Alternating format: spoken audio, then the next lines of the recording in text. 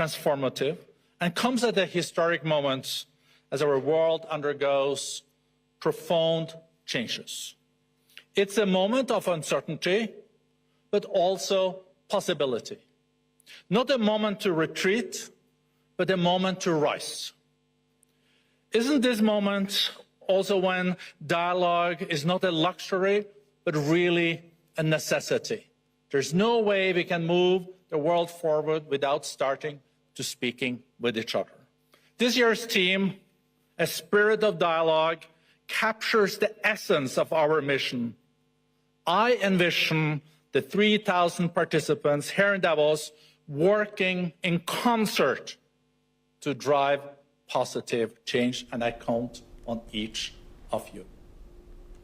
Now for this discussion, we welcome back Mr. Vadum. Also, we welcome Dr. Asta Chadha. She is joining us from Kyoto, Japan. First, I'd like to go to Dr. Chadha for my first question.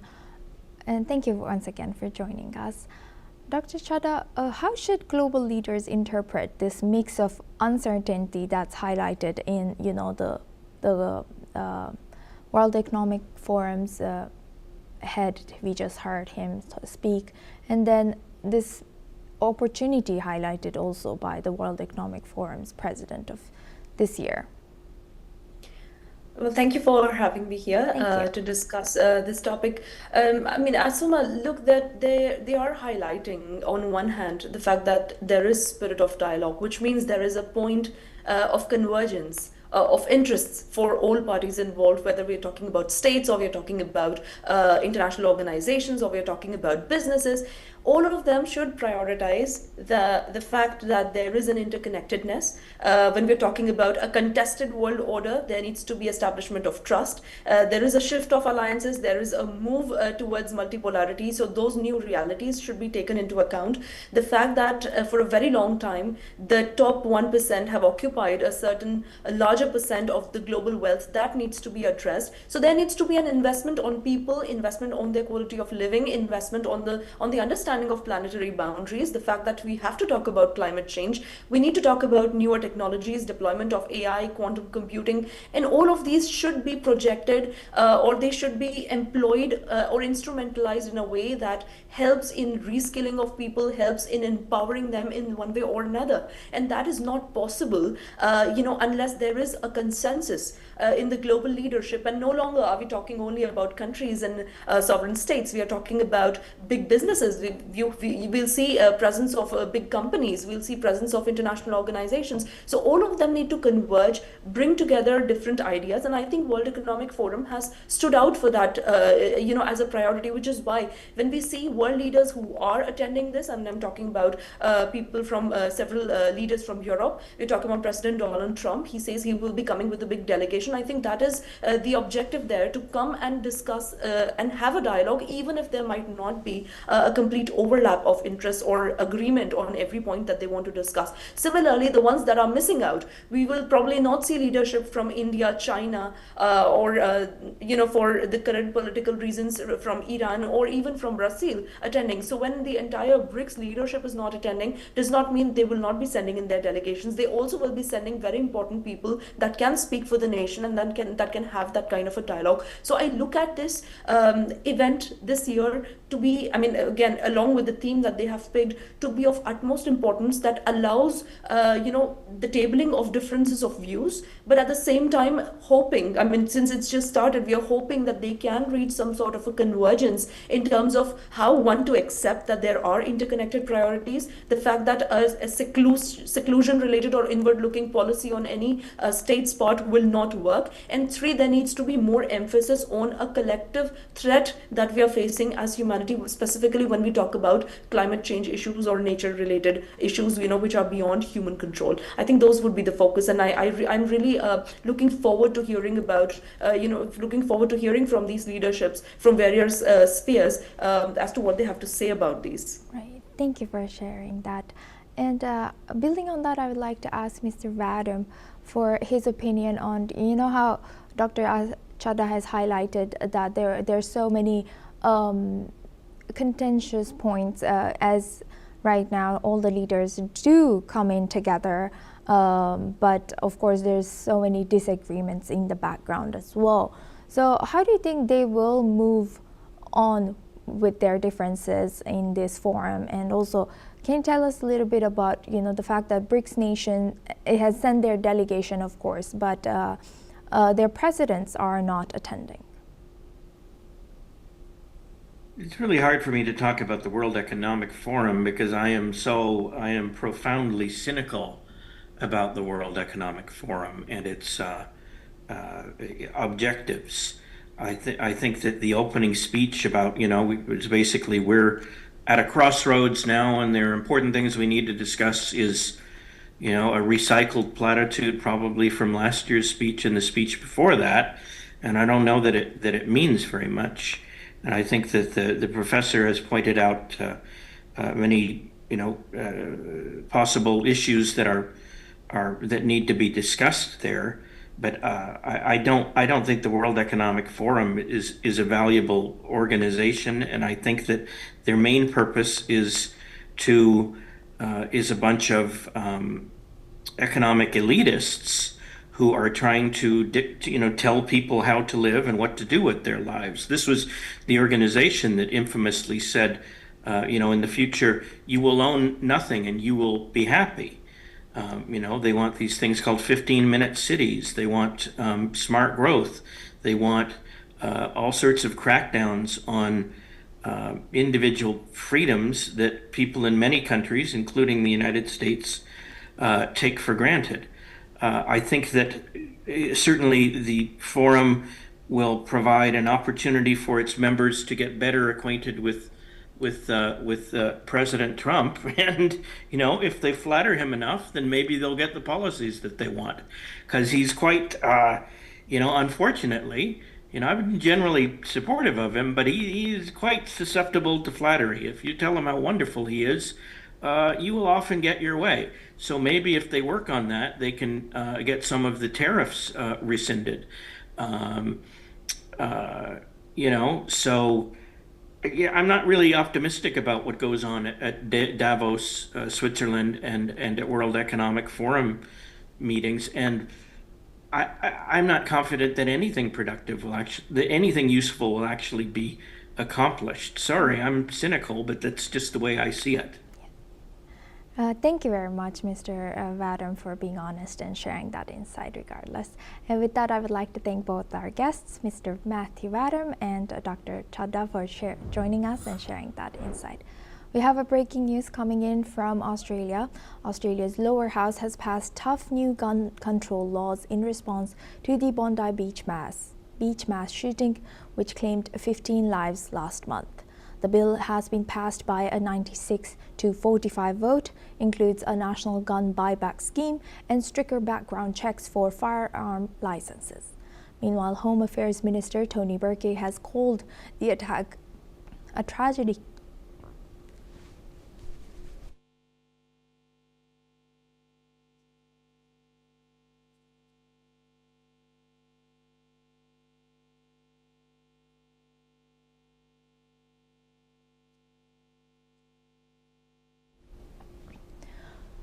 Now we stay in the breaking news about Bondi Beach shooting, and Australia has stressed the need for urgent action to tackle both the hatred fueling it and the firearms which were used. The legislation will now move to the Senate, where it is expected to pass with support from the Greens Party. However, the bill faced opposition from the Conservative Liberal National Coalition. Let's listen into what the Home Affairs Minister of Australia has shared. The terrorists who killed 15 people on that horrible day had hate in their hearts and guns in their hands. The tragic events at Bondi demand a comprehensive response from government. As a government, we must do everything we can to counter both the motivation and the method. We must deal with the motivation of hatred and the method, the firearms that the attackers used to devastate so many lives. This bill delivers on the government's commitment to address the methods of that attack. The bill forms part of a comprehensive package of reforms. The sheer number of firearms currently circulating within the Australian community is unsustainable. Research last year highlights over 2,000 firearms are stolen or diverted to the illicit market every year. That's roughly one firearm every 4 hours. The fewer legal firearms in the community, the less opportunity there is for them to fall into the wrong hands, including potential violent extremists and serious organised criminals. Now we move on to Turkey and Iran. Turkish President Recep Tayyip Erdogan has said that he hoped the Iranian government would overcome what he called a period filled with traps. Through dialogue and diplomacy, Erdogan has added that Turkey was closely following the scenarios intended to be written on the streets after Iran's worst domestic unrest since the 1979 Islamic Revolution. He has also said that Turkey is ready to do whatever necessary to help reduce the tensions. Let's listen into what Erdogan has shared. Sokaklar üzerinden yazılmak istenen senaryoları hepimiz takip ediyoruz. Diyaloğu ve diplomasiyi önceleyen ince bir siyasetle İranlı kardeşlerimiz tuzaklarla dolu bu dönemi inşallah geride bırakacaklarına inanıyoruz. Biz barışı ve istikrarı merkeze alan dış politikamızla bölgemizi belirsizliğe sürükleme riski olan her türlü girişimin karşısında durmayı sürdüreceğiz. Now for this discussion, we welcome back Dr. Asta Chada. She's Associate Professor of International Relations, joins us live from Kyoto. Thank you very much, Dr. Chada, for staying with us.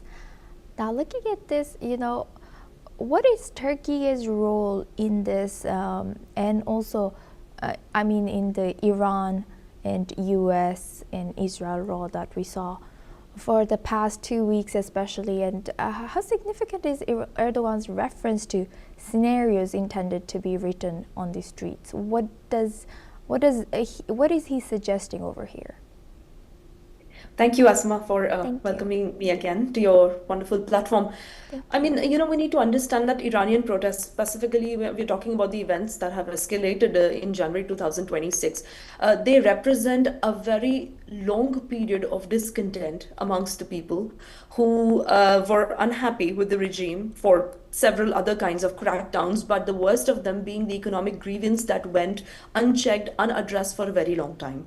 And that turned very quickly into the kind of backlash we are seeing against the entire regime. And now open sort of grievances coming out with regard to use of force, human rights violations, so on and so forth. And now the fact that how they are cracking down on the protesters as well. This poses, and we've heard earlier, certain voices, civil society voices from within Iran. We've heard of it from the United States. We've heard the kind of responses that the other countries are giving, specifically in Europe and the Western world. So Iran seems to be responding to this through an internal escalation. By either saying that they're going to crack down very violently on these protesters, or the fact that they blame entirely the United States and its allies for inciting unrest within its own borders. Now, Turkey features within all of this, scenario as one of those states that has a lot of political and a lot of economic stake in the peace that happens in Iran. And that is why we see a lot of, words regarding strategic restraint and talk of diplomacy and dialogue coming out of Turkey and its leadership, because they are really very concerned about preventing a yet another Syria-style collapse that could occur if the Iranian regime were to fall. Let's not forget that Turkey does share a very long border with Iran, and the Turkish leadership is fearful that if Iranian state were to collapse or go into a state of very long drawn civil war sort of a situation, it would impact Turkey through the influx of immigrants. It would impact Turkey economically directly for its energy security. And economy is again one thing that probably Turkey would not be able to address very well within its own borders. That's one.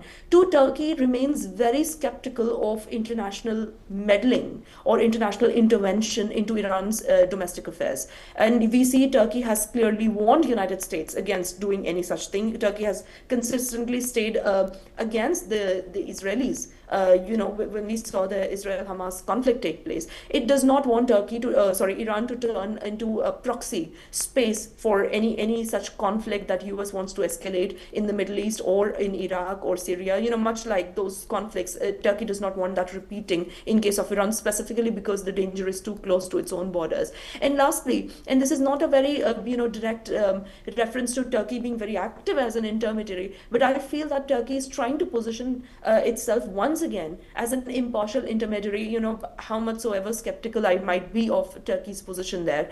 But there is a very specific messaging that Turkish leadership is doing there with regard to genuine grievances, economic hardships that are worldwide that are happening. So they're acknowledging that the Iranian protesters are probably not, acting out of pure malice, but they're trying to balance it very strategically by accusing foreign involvement and engagement, specifically use of media or foreign, any sort of medium to incite violence. That is very careful wording coming out of Turkey, which in a way dilutes the economic woes of the people within Iran. Similarly, from the outside perspective, and that would be my last point here, they're also trying to in some way show goodwill to Iran and show long-standing partnership to Iran in the sense that they do not want this protest to go from anti-economic issues into an anti-regime protest, because the Iranian regime has consistently been not that bad for Turkey and its own national interest. So I feel, with this very careful wording, what Turkey seeks to achieve is, on one hand, it wants a non-escalation of this conflict to the extent that it reaches Turkey's own borders. It wants more peaceful dialogue so as to prevent any foreign intervention. By foreign, I'm trying to explicitly state that this US-Iran tension should not conflagrate into a full-scale regional war or a conflict of some kind that would directly impact Turkey. And then lastly, they want to act as a regional police themselves by saying that they would want to position, Turkey would want to position itself as an impartial intermediary here. Though again, that remains very, very in a big question mark as to, apart from all the goodwill that Turkey wants to in some way communicate to Iran, yes, can or is Turkey really in that position to be an impartial intermediary here, given the nature of, questions and complaints the protesters have. And lastly, very quickly mentioning this again, apart from all the economic, interests that Turkey has, apart from all the security-related or domestic security or politics-related grievances that Turkey has not yet, spoken very clearly about how it looks at the human rights issue of what is happening inside Iran as a result of these protests. So it's strategic silence, the fact that it wants to position itself as such in the international space as one state that remains largely neutral. I think those are the positionings that Turkey is making, and in a very well calculated way. At the same time, is Turkish side, or is Turkey, let's say, capable enough to facilitate that kind of a dialogue? I don't know. I don't see them having been that capable in that sense. Specifically, look at the kind of polarization that is happening within the US-Iran tension now, that it's the 22nd day since the Trump administration has been saying that they are closely looking at the Iranian situation and they're going to intervene at some point. We don't know if they're really going to intervene at all. But that statement in itself continues to maintain sort of, the swords are hanging on the Iranian regime in that sense that they will need to address it at some point. So, again, I wouldn't read too much into what Turkey is saying as its own positioning. What I do see, however, is Turkey being very concerned about energy security, Turkey being very concerned about its own domestic politics, whether it's about Kurdish reawakening movement or separatist movement that could flood into Turkey, as well as the immigration issue. Thank you very much, Dr. Chada, for sharing that insight with us on NewsX World. Now we move the focus on to Bulgaria. Bulgarian President Rumen Radev has announced that he will be resigning from his post, triggering speculation he may form his own political party ahead of upcoming parliamentary elections. Radev is expected to submit his resignation to the Constitutional Court tomorrow, with Vice President Elena Yotova temporarily taking over until presidential elections in November. Radev, whose tenure has seen criticism over Bulgaria's Euro adoption and pro-Kremlin positions on Ukraine, aims to influence national politics and tackle graft in one of the EU's poorest countries. This comes as Bulgaria faces its 8th parliamentary election in just 4 years amid ongoing political instability. Let's listen in. Утре ще депозирам своята оставка от поста президент на Република България. Днешната политическа класа предаде надеждите на българите в компромиси с олигархията. 2/3 вече не гласуват и е нужен нов обществен договор. Нашата демокрация няма да оцелее, ако я оставим на корупционери, съглашатели и екстремисти. Тя зависи от личната ангажираност на всеки от нас. Now we move on to Australia. Australian police are investigating the death of a 19-year-old Canadian tourist found on K'gari, formerly also known as Fraser Island. Her body was discovered near the Maheno wreck, surrounded by a small pack of dingoes. The woman had been swimming early in the morning when 2 passers-by found her and alerted emergency services. Queensland Police Inspector Paul Algie stated that the investigations will explore whether she drowned or was attacked, with all possibilities being considered. The young woman had been in Australia on a working holiday. Let's listen in. At about 5 o'clock this morning, a 19-year-old Canadian national went for a swim on the beach, the eastern beach of Gari, just near the Maheno wreck. Tragically, at about 6 o'clock an hour later, she was located by passers-by on the beach, deceased. At that time, police from Fraser Island, Gari, and QAS attended the scene and confirmed that she was in fact deceased. I can report that there was a small pack of dingoes around the body at that time, and that they had been in contact with the young girl's body. That's all we have time for. Keep watching News 6 World for more news updates from around the world.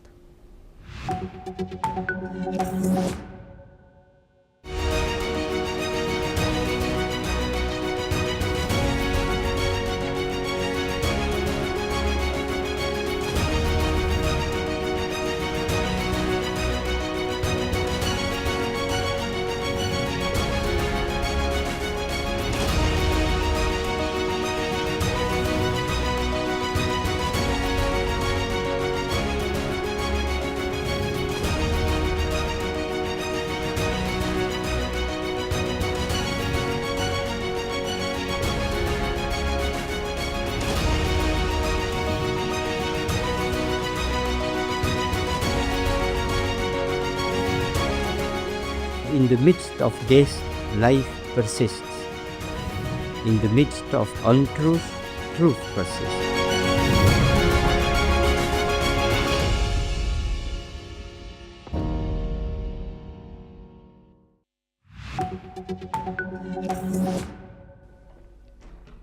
Hello and welcome. I'm Kriti Mehta. You're watching the World Report on News X World.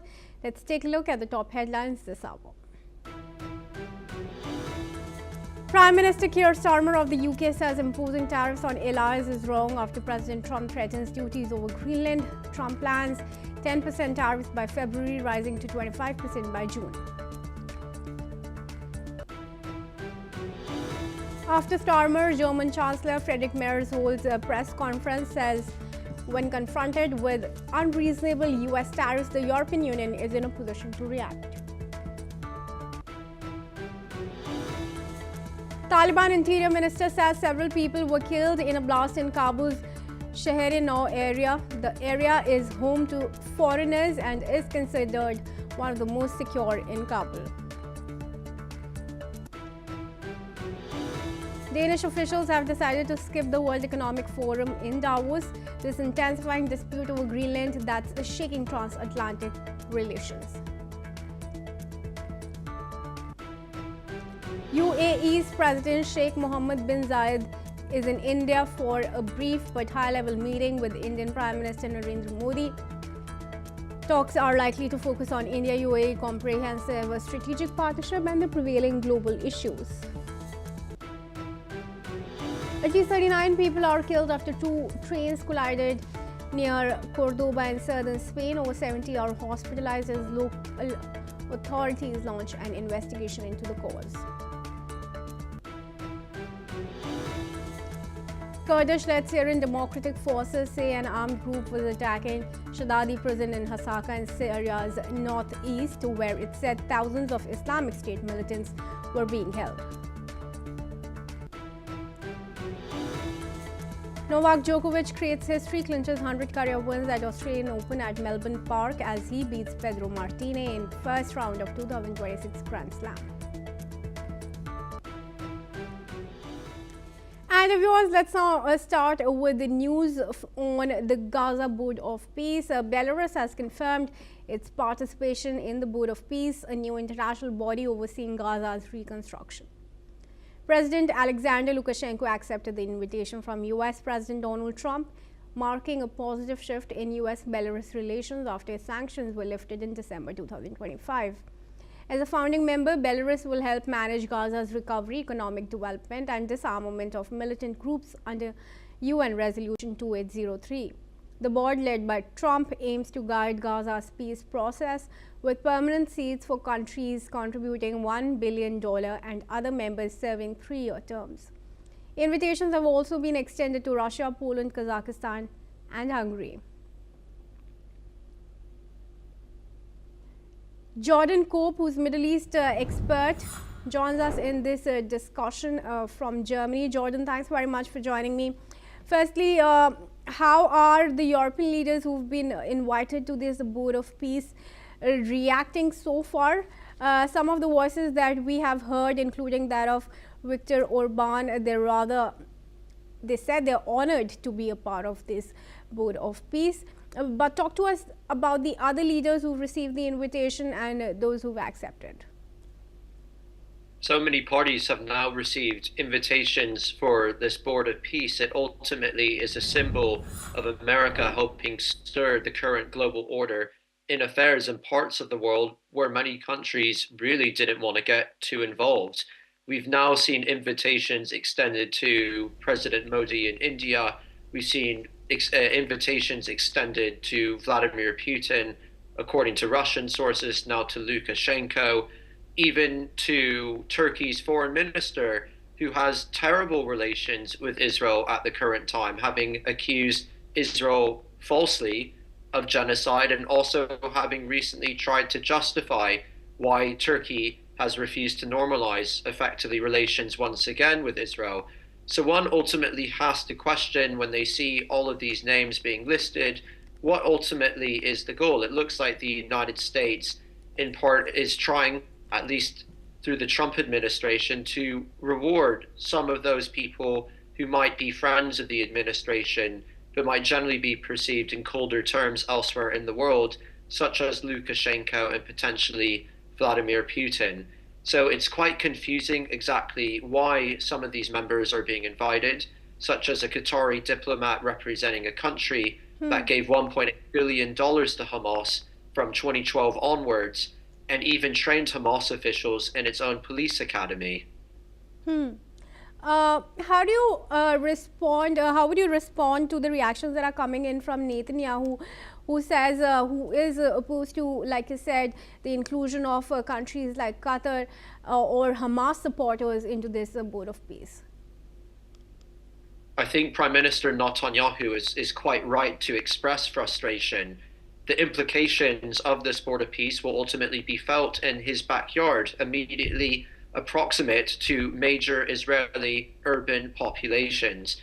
Netanyahu has a right to be frustrated, especially in light of rumors that an American official recently noted effectively that this is our project.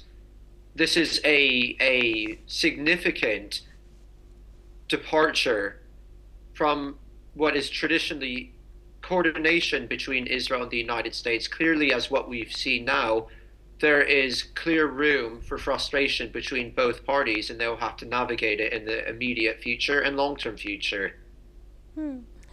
And Jordan, what about the $1 billion fee that Trump is seeking from countries to stay for a period longer than 3 years?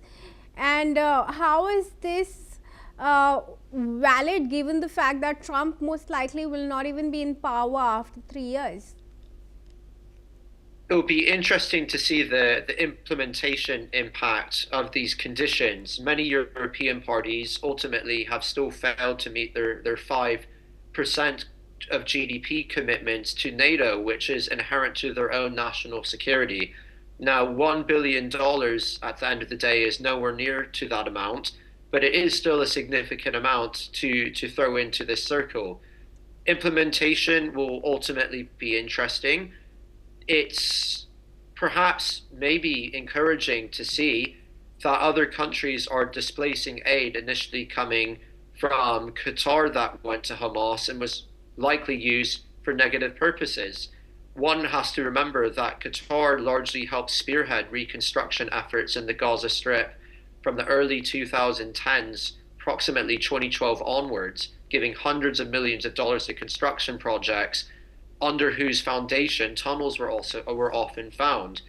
Now, the Gaza Strip has ultimately received billions of dollars to reconstruct in years past, and a lot of that construction money went to helping build a tunnel apparatus for Hamas to fight its wars and to shield behind civilian populations. And this tunnel apparatus ultimately expanded to approximately 500 kilometers squared, which was a network larger, I believe, than the Tube in London, or at least most of their subway or metro systems around the world. So even though other countries are throwing money in, one must ultimately hope that that money will not be used and abused as it was in years past when Qatar was leading such efforts. Sure. And how do you react to the fact that the board has no Palestinian or woman member? At the end of the day, there are two ongoing boards or committees. The Gaza Technocratic Committee is largely composed of Palestinian engineers who are helping take charge in terms of trying to design what future reconstruction will look like in the Gaza Strip. The current head of the Gaza Technocratic Committee has ultimately announced plans to try to expand Gaza's territory by reclaiming land from the Mediterranean Sea to help disperse and to make it less densely populated while also providing for the needs of local Gazans. And so it's ultimately a very lofty, optimistic goal, but to suggest that they don't have a say in the future leadership of these boards doesn't necessarily give enough attention to the significant role that they have on one committee. Now, the Board of Peace ultimately is a accountability sort of mechanism to ensure that the Technocratic Committee is genuinely reconstructing and doing so in good faith. But one ultimately has to question, is the Board of Peace really committed to good faith reconstruction, peacetime efforts, when on that board, some invitees have included war criminals, and if not that, have ultimately included people who might not even want to normalize or represent countries that refuse normalization with Israel. It is concerning. Sure. Jordan, thanks very much for your assessment of the situation. Do stay on with us. Moving ahead, viewers, Germany's chemical industry group has warned that the escalating European Union-US tariff spiral would place a heavy economic burden on both sides of the Atlantic. VCI, the group, stated that such a dispute could impact key industries including chemicals and pharmaceuticals.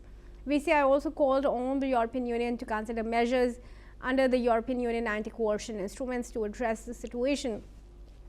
Additionally, VCI urged a united and determined response from the European Union at all levels to combat the impacts of US tariffs. This comes as US President Donald Trump has threatened tariffs on European countries that have criticized his claims over Greenland.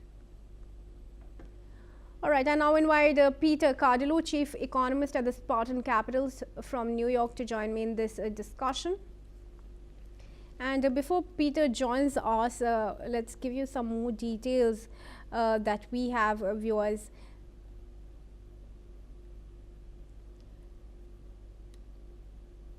This group, the VCI, is stating that the dispute is going to impact industries including chemicals and pharmaceuticals quite heavily, and also called on the European Union to consider measures under the anti-coercion instruments, which French President Emmanuel Macron has already cited. Additionally, the group has also urged a united countermeasure under the European Union anti-coercion instruments. VCI has also urged determined response from the European Union at all levels to combat the impact of US tariffs. Let's remind you, this is of course coming in the face of Donald Trump's threat of tariffs on European countries. And Peter is now joining us in this discussion. Peter, thanks very much for joining me. Firstly, let's talk about whether the European Union is really ready to enforce instruments under the anti-coercion policy without really facing retaliation from the US. Well, they are talking about that. I don't know exactly what they're going to do, but obviously, the European leaders are trying to portray a solid front, and the question is, how do they retaliate, if they retaliate? I kind of think that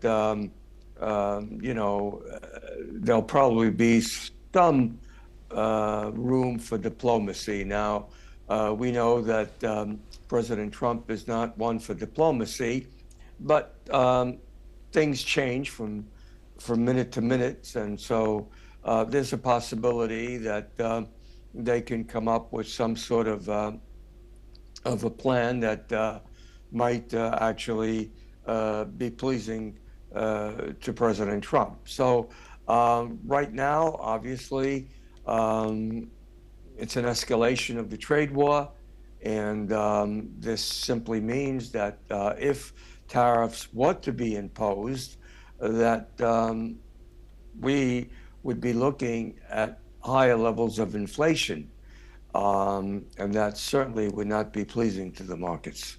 Peter, what are the options really with Denmark, Greenland and European Union really, that it can use to enter a negotiation without having a global trade freeze? Well, like I said, I think the possibility of maybe the nation itself might make an about face, in the sense that right now they do not want to join the United States. They want to stay with Denmark. They want to stay in Europe. And so there's a possibility that that the citizens of Denmark, the citizens of Greenland might make an about face. And if that were to happen, then I think, it would be a totally, it would be a different approach in having Greenland join the United States without a miscontent of its people. All right, sure, Peter. Thanks very much for joining me and helping us with your perspective. Moving ahead, viewers, the Syrian government has announced an immediate nationwide ceasefire with the Kurdish-led Syrian Democratic Forces taking almost full control of the country. The ceasefire ends nearly 2 weeks of fighting and forms part of a broader 14-point agreement that will see the SDF integrated into Syria's military and state institutions. Speaking in Damascus, President Ahmed al-Shara said the deal would allow Syrian state institutions to reassert control over 3 eastern and northern governorates, Al-Hasaka, Deir ez-Zor and Raqqa. This marks the biggest shift in Syria's control map since Islamist fighters led by Shara toppled President Bashar al-Assad in 2024. Residents of Tabqa and Raqqa have welcomed the move. Let's hear those statements. الحمد لله الله فرجها علينا وخلصنا من العصابة اللي كانت كابتة على نفسنا، والحمد لله احنا بألف خير من الله، ونتمنى الخير لجميع أنحاء سوريا إن شاء الله. إن شاء الله اليوم يكمل الاتفاق ونحط إيدنا بإيد السوريين جميعا، وإنه ما يظل دم ونمني البلد والاستقرار اللي صار إن شاء الله، إنه اليوم نسمع أخبار جيدة لسوريا الحبيبة، إنه يكمل الاتفاق وخالص ما يظل مشاكل بسوريا. اتفاق جيد جدا، ووقف سفك الدماء، ووقف شلال الدم، ووقف عمليات القتل، ودرأ الفتنة الطائفية اللي كانت على وشك أن تقع. نتمنى هذا الاتفاق التوفيق وأن تلتزم به جميع الأطراف. And I now request Jordan to join me back in the discussion here. Jordan Cope is a Middle East affairs expert and he joins us from Germany. Jordan, thanks very much for staying on. Firstly, just after the declaration of the ceasefire, we've seen that 3 Kurds were killed in fighting. So are these celebrations premature? And do you think Al-Shara has been able to appease Kurds enough for them to lose control of the oil fields and other resources near the Euphrates? I don't think Ashar has managed to appease the Kurds, but rather to subject them. Ahmed Ashara, since assuming the presidency via his own coup in late 2024, early 2025, has effectively tried to assert his power all over Syria and to reintegrate parts of the country whereby minorities were exercising some sort of sense of de facto sovereign self-sovereignty. We first saw initially Ahmed Ashara's men go and massacre Alawites in western Syria, making them bark like dogs, those who were, and I put this in quotation marks, lucky enough to have been arrested and not massacred on the spot. Then we saw Ahmed Ashara's men go into southeastern Syria and massacre hundreds, if not even above 1,000, perhaps even 1,500 members of the Druze community in Sueda, massacring them, pillaging these villages, looting. Now what we're seeing is Ahmed Ashara's men ultimately trying to assert control over northeastern Syria, and they've now captured 3 pivotal provinces in Raqqa, Dir az-Zahor, and effectively El Hasaka as well. It's a very concerning trend to see what Ahmed Ashara's men are doing to minority peoples throughout Syria. Initially, this operation was supposed to, and I put in quotation marks, clear members of the Syrian Democratic Forces, the Kurds, from Aleppo east of the Euphrates River. Now what we have seen is Ahmed Ashara's men going across that river to once again attack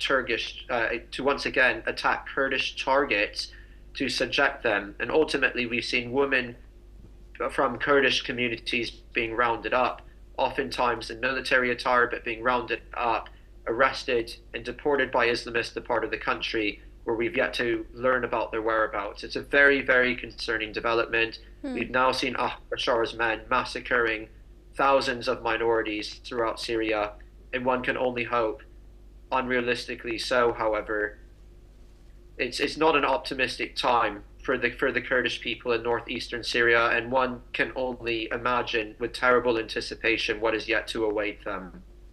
Sure. Jordan, thanks very much then for joining us and for sharing your assessment with our viewers. Moving ahead, viewers, to cover some news from Spain. Prime Minister Pedro Sánchez has vowed a thorough and absolutely transparent investigation into the tragic high-speed train crash in southern Spain that killed 39 and injured 120 people.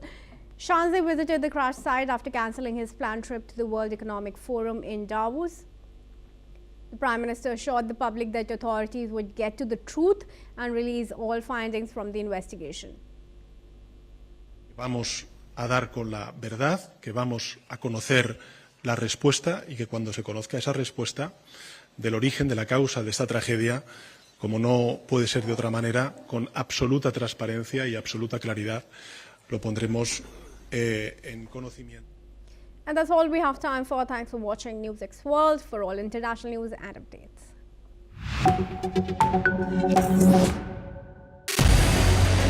What we can do as the Interparliamentary Union to strengthen democracy, to promote human rights, to ensure that humanitarian law is respected. UN Security Council needs a makeover, a comprehensive reform, and India deserves a position there, a role there.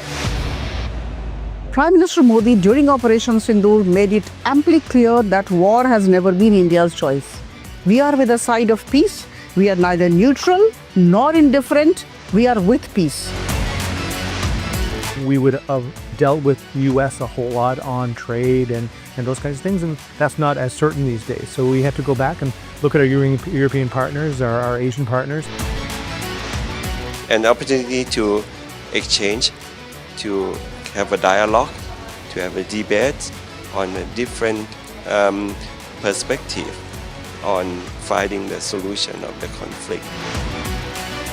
First thing that is important to have a common ground, and that we do have with humanitarian laws and human rights, but also to say, okay, what does it mean for us as a country to act on these laws and how can we work together? When we realize that there's something wrong with democracy, the institutions and policies, values come together and we take stock, and it's possible then to improve and chart a new course for democracy. It's the people's right to self-determination, and if they want to be independent, they should be independent. We will not start a war against Greenland.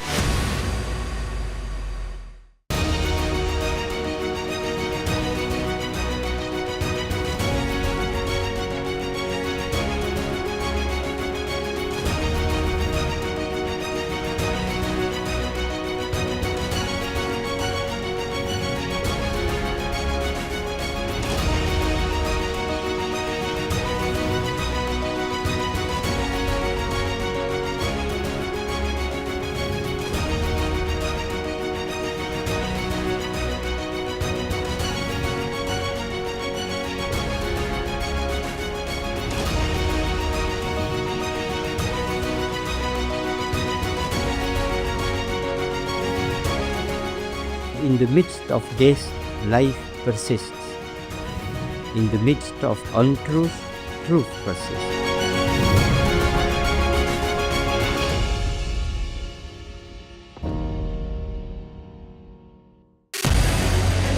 What we can do as the Interparliamentary Union to strengthen democracy, to promote human rights, to ensure that humanitarian law is respected.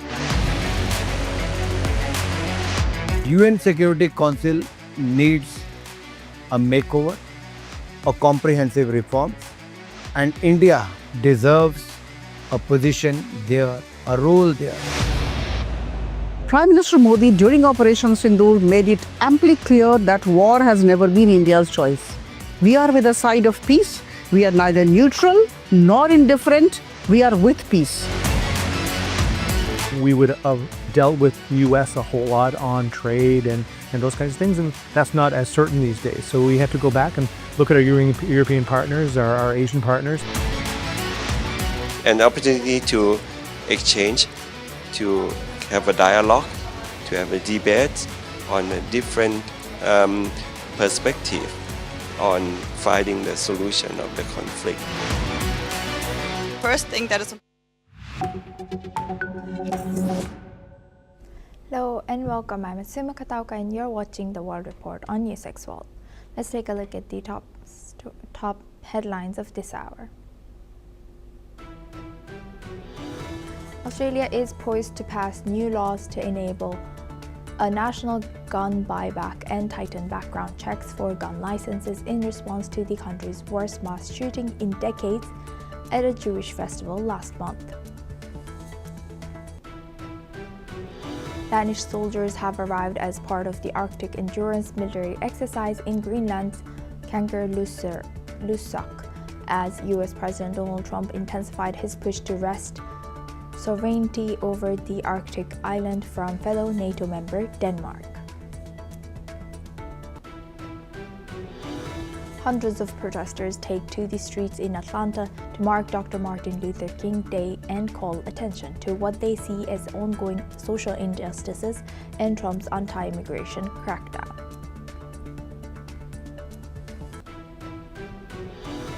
U.S. President Donald Trump and Syrian President Ahmad al-Sharaa held a phone call where U.S. has shown support to Syria's territorial unity, protect Kurdish rights within the Syrian state, while both expressed a shared vision for Syria. While the Gulf Cooperation Council and Turkish President Recep Tayyip Erdogan has called the move essential. Jordan's Deputy Prime Minister and Foreign Minister Ayman Safadi held a separate phone call with Saudi Foreign Minister Prince Faisal bin Farhan and Turkish Foreign Minister Hakan Fidan to discuss regional developments including the situation in Gaza and to strengthen coordination.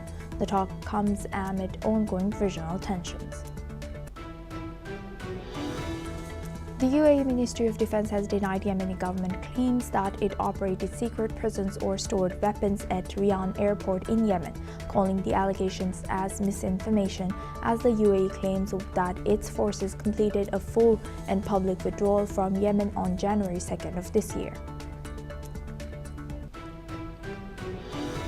According to Kabul police, at least 7 people were killed and more than a dozen wounded in a suicide bomb attack at a Chinese restaurant in Kabul, with police confirming the dead included 1 Chinese national and 6 Afghan, while the Afghan branch of Islamic State has claimed responsibility. Taiwan aims to build a democratic high-tech supply chain with the United States and form a strategic AI partnership under the new Tariffs deal it sealed with Washington last week, according to Taiwan's Vice Premier Chang Li-chun. Now for this hour, we start with Middle East. Israeli Prime Minister Benjamin Netanyahu has vowed there will be no Turkish or Qatari soldiers in post-war Gaza, reaffirming Israel's strong objection to the makeup of US-backed advisory panel for the region. Netanyahu's comments came after the White House announced Board of Peace chaired by US President Donald Trump as part of a 20-point peace plan aimed at ending the Gaza conflict. The plan includes a Palestinian Technocratic Committee and a Gaza Executive Board, which Netanyahu has criticized for including Turkish and Qatari officials. The Israeli government has instructed its foreign minister to raise the issue with U.S. Secretary of State Antony Blinken. Netanyahu has also emphasized that Gaza would be demilitarized and Hamas disarmed under Phase 2 of the plan. Let's listen into what Netanyahu has shared. שלב ב' אומר דבר אחד פשוט, החמאס יפורק מנשקו ועזה תפורז.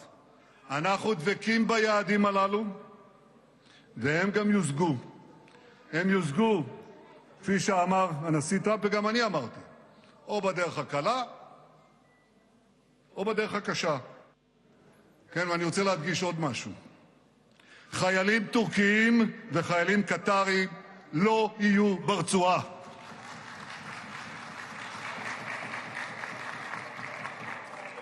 יש לנו ויכוח מסוים עם ידידינו בארצות הברית על הרכב מועצת היועצים, כך קוראים לזה, מועצת היועצים שתלווה את התהליכים בעזה. Now for this discussion, we welcome Professor Rohan Gunratna. He's an international affairs expert, joins us live from Singapore. Thank you very much, Professor, for joining us again. Good to see you. Now, looking at this, can you tell us why this strong opposition from Israel towards Qatar, and particularly Qatar and Turkey for joining this piece of board? Asuma, the main allegation made by Prime Minister Netanyahu of Israel is that Doha in Qatar was the main venue for Hamas to live, and in fact Israel attacked the Hamas safe house also in Doha. But the Israelis are now claiming that Hamas is being hosted by Turkey. And these are the two principal reasons Israel believes that neither Qatar nor Turkey should be a part of the force that is being established in Gaza now, what you call the International Stabilization Force, to maintain peace. So Israel believes that Qatar and Turkey has very close relationship with Hamas, and I believe that this has caused a huge debate between Netanyahu and the United States, because the US wants Qatar and Turkey to be part of the international stabilization force. And how do you analyze the current alignment between US and Israel? Don't you think there's a lot of disagreements between them for now? Yes, they are very close to each other. In fact, Israel is America's closest ally in the Middle East. But at the same time, there are a number of issues that have emerged most recently, of which the most visible issue is Netanyahu's objection to have Qatari and Turkish troops as a part of the international stabilization force in Gaza. And do you think that this will still be effective for long term, this board of peace, even though there's so many disagreements, and even we saw claims that some of the European countries who were invited to join have raised concerns about how it's not sticking to what was agreed earlier? President Trump is determined to move forward from phase 1 of the Gaza peace plan to phase 2, which is the release of the hostages, both deceased and living, which is now complete with the exception of one hostage. So phase 2 has now just started, which is the establishment of the International Stabilization Force, and of course the Board of Peace that President Trump will chair. But there are many disagreements in Europe about joining the Board of Peace. So I believe that these matters will be ironed out in the coming days. Peace in the Middle East is inevitable because the Middle Easterners are tired of being associated with terrorism. And I think that because of the public desire to have a stable Middle East, this peace process will go through, but there will always be challenges and difficulties and threats as the world moves to restore peace and security in the Middle East. Right. So what do you think should be done for long term if, it's kind of hazy, the effectiveness of this board, and even the Middle East, peace in Middle East sounds so alien for now? One is that the Arab countries and other governments should never regard Hamas as a resistance group. I have seen some leaders referring to Hamas as a resistance group. Certainly the Palestinian cause is a legitimate cause, but to call Hamas, that mounted a brutal attack October 7, 2023, a resistance group, is wrong. Second is that there must be a sustained peace process, and meaning there shouldn't be favoritism when it comes to quick short-term political gain. It should be a security-first approach. And Muslim Brotherhood, the terrorist and the extremist groups are empowered by the ideology of the Muslim Brotherhood, including Hamas, which is the Palestinian branch of the Muslim Brotherhood, should be dismantled. I think the US has already designated 3 branches of the Brotherhood. It should persist and it should expand.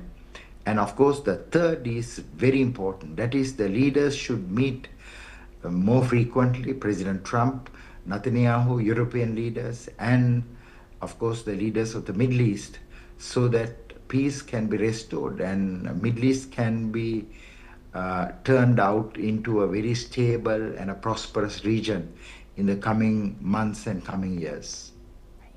Thank you very much, Professor Gunaratna, for sharing that insight. Please stay with us as we come back to you for a later discussion as well.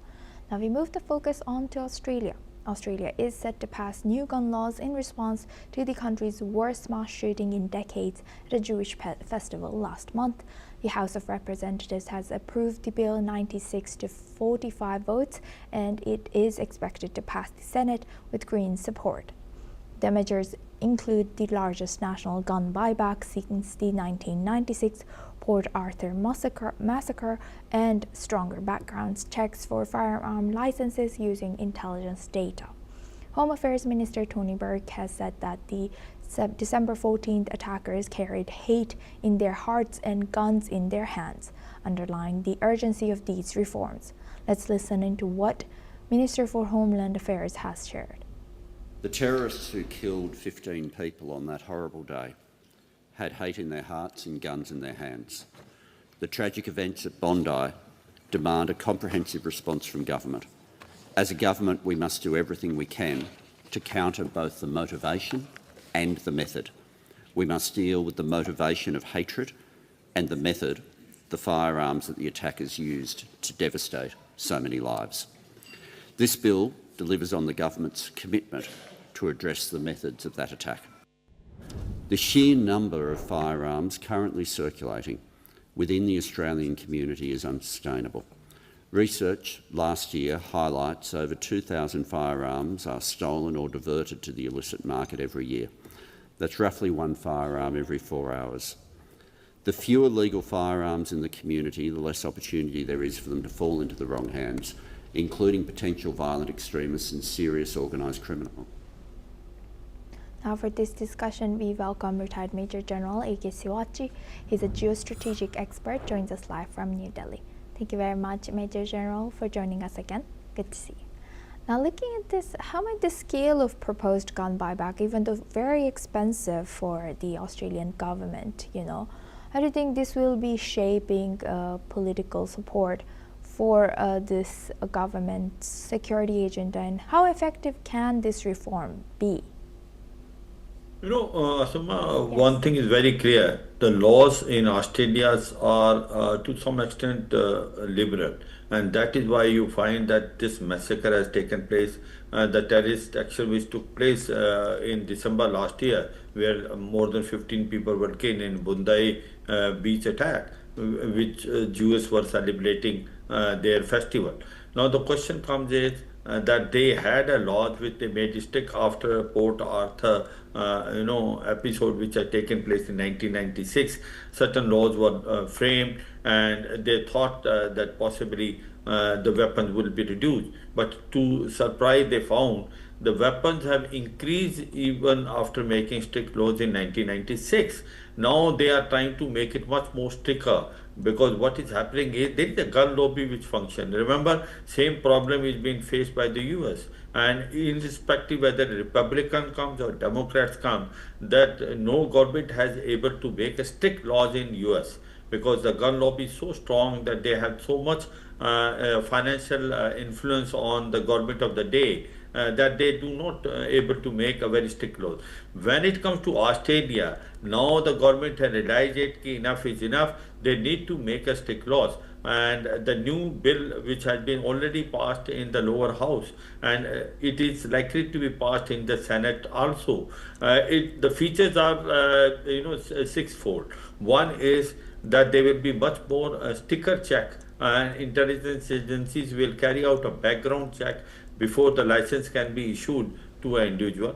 Maximum 4 weapons can be procured by a person who is for recreational, and 10 for a commercial or the farmer type of activity doing it. The third very important is a large, you can say, those sophisticated weapons, also weapons which have got a belt type of magazine, they are forbidden. They cannot be procured by anyone. Then the importing of the weapons restriction have been also laid. And another very important thing is a buyback policy by the government. In the sense, if the weapons someone want to sell it back, the government should be ready to buy back, so that you find that the number of weapons reduced in the society. That has been also a very cause how Bondi beach attack took place. So overall, they are trying to build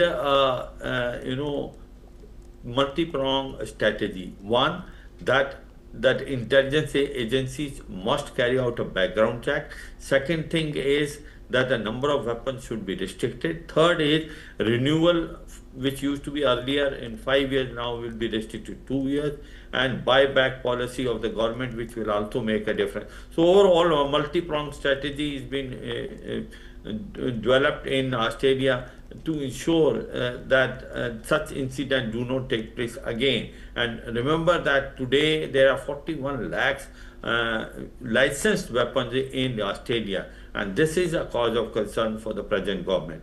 Right.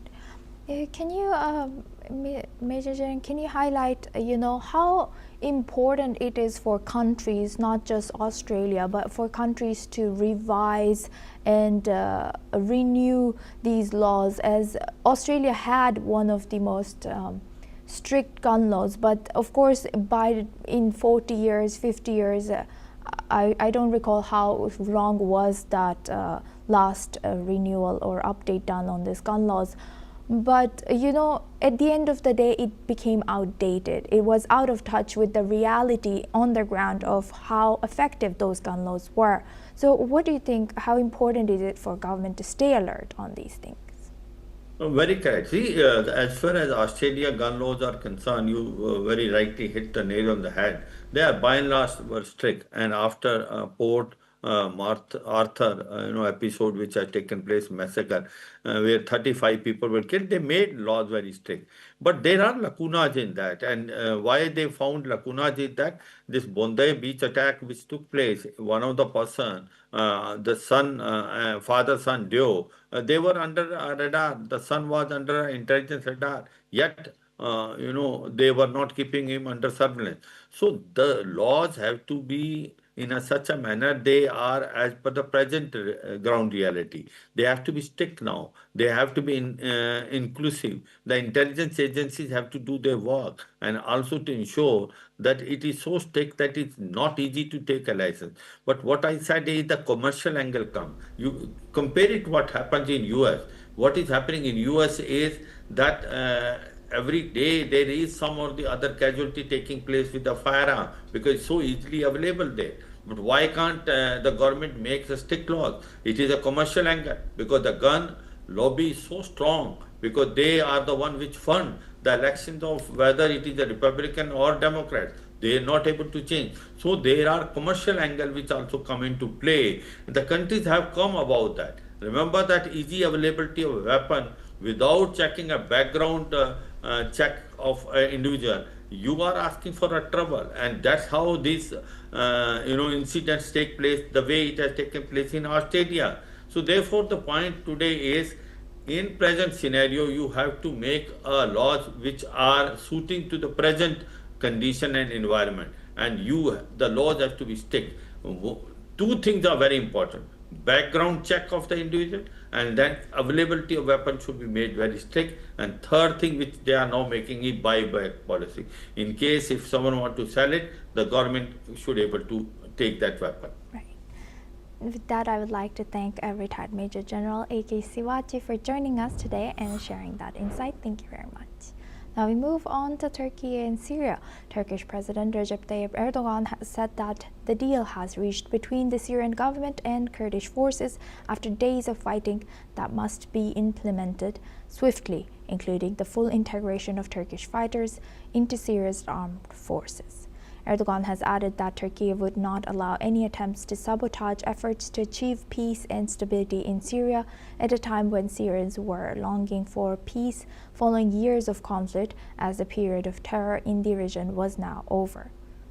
Erdogan has praised the Syrian government and stated that it was a very meticulous operation in the country's northeast, and Turkey's government would continue to work towards its goal of terror-free Turkey and the region, referring to a peace process with the outlawed Kurdistan Workers' Party militant group that Turkey considers to be linked with Kurdish forces in Syria.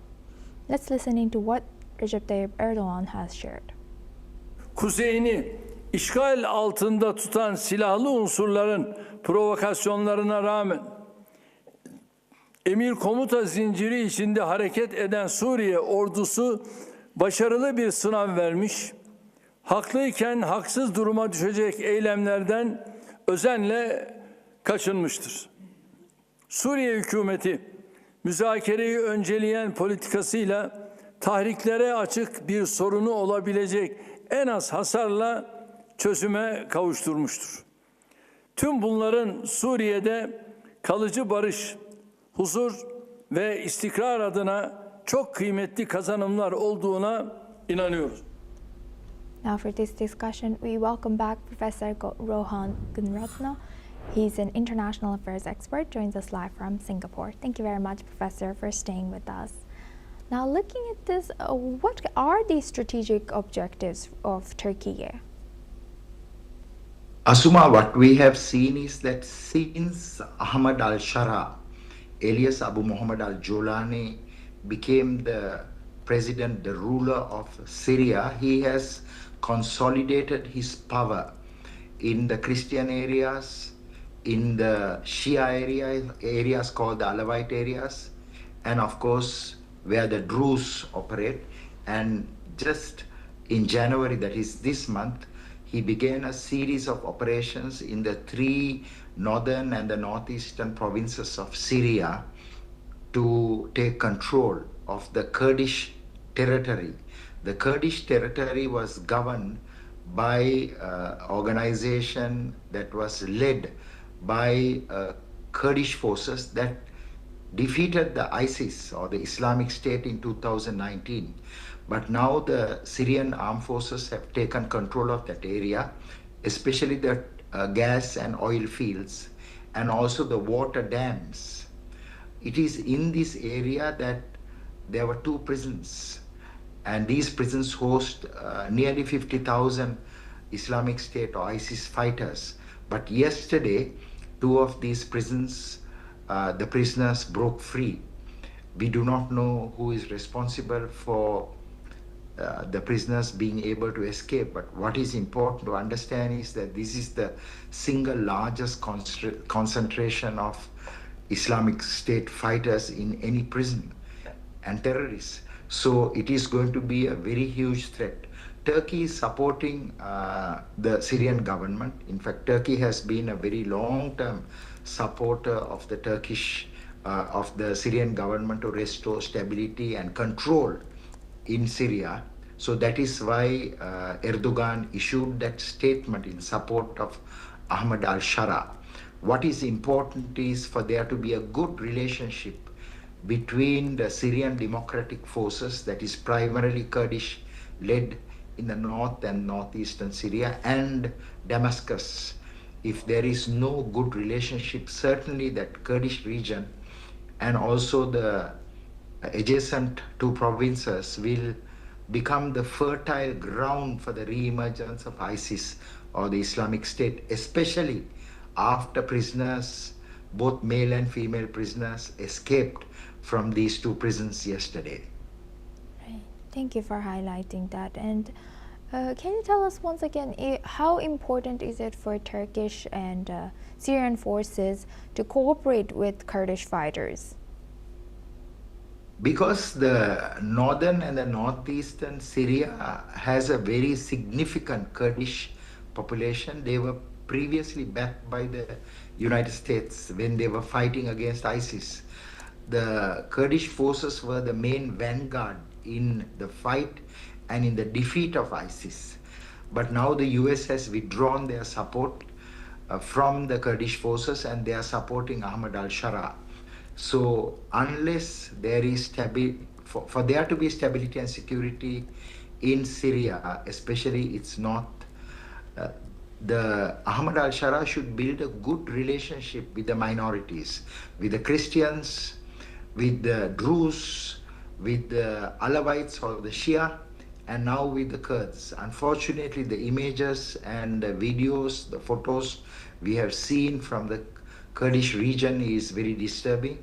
Many monuments of the Kurdish people have been destroyed. Women have been arrested who participated in the fight against ISIS, and also there has been the breakout from these two prisons. So I hope that governments and these entities in Syria will work together to restore and build a harmonious Syria, because a harmonious Syria is vital not only for Syria but for the neighborhood, for the Middle East and the rest of the world. Can you tell us why exactly did, if we know about this, but why has the U.S. withdrawn support for Kurdish forces and then moved to support Ahmad al-Sharaa? U.S. has historically supported Kurdish forces to fight against ISIS, which was the biggest threat. But today, Ahmad al-Sharaa, the president of Syria, and President Trump, they have built a good relationship. And now, of course, there's a shift of alignments where the US has decided to support the Syrian government, which is a bigger entity and is more strategic today than in the past. So the US and governments always build their relationships based on geopolitical interests. And right now, it is of greater importance for the United States to work with Damascus rather than to work with the Kurdish forces in the north and the northeastern Syria. With that, I would like to thank Professor Gunratna for joining us today and sharing that insight throughout our news. Thank you very much. Now we move on to Greenland. The Greenlanders are speaking out, urging U.S. President Donald Trump to stay away as he intensifies his push to take control of their island. Many locals have said that they live peacefully and do not need outside interference. Meanwhile, there is a strong opposition to Trump's plan, with residents stating that Greenland is not for sale. However, the island's sovereignty is under scrutiny as global attention grows, and former Trump advisor Gary Cohn has stated that Greenland will remain under its current ownership. As tensions rise, residents are increasingly concerned about threats to their independence. Let's listen in. Væk, fordi vi lever fredeligt her, uden noget, uden at være bekymret. Og det er for vores børns fremtid også. Så jeg har det fint uden ham. Og jeg bor her i Grønland, og Grønland er ikke til salg. Og det der Trump, han siger noget, det er trusler. Det synes jeg er meget dårligt. Det synes... Hvis vi nu tror ham, Bidufik Tule Abbas, han har den deroppe, det skal man være glad for. I'm thinking about that the friends between us Greenlandic people and American people, that we can trust our politicians, that they are doing their best for our, not only for our country, but for its people also. So that we trust our politicians, they will handle it well, very well, I think. No, I'm not frightened because I believe that we stand together and they have our back. Now we move the focus on to U.S. At least 9 people were injured in a massive pileup on Michigan's Interstate 196. Over 100 vehicles, including more than 30 semi-trailers, were involved as whiteout conditions caused chaos. Authorities have closed both directions of the highway near Grand Rapids while emergency teams work to clear the wreckage. According to reports, no deaths have been reported. Let's listen into what Lauren and Stephanie have shared. We got up at 6 a.m., tried to beat the rush, but we ended up in it. So yeah, it was pretty unfortunate, but yeah, that's what brought us up there. It was absolute chaos. I mean, everyone was everywhere, people out of their cars, people rushing around, trying to get the ambulances through. It was pretty packed and crazy. That's all we have time for. Keep watching NewsX World for more news updates from around the world.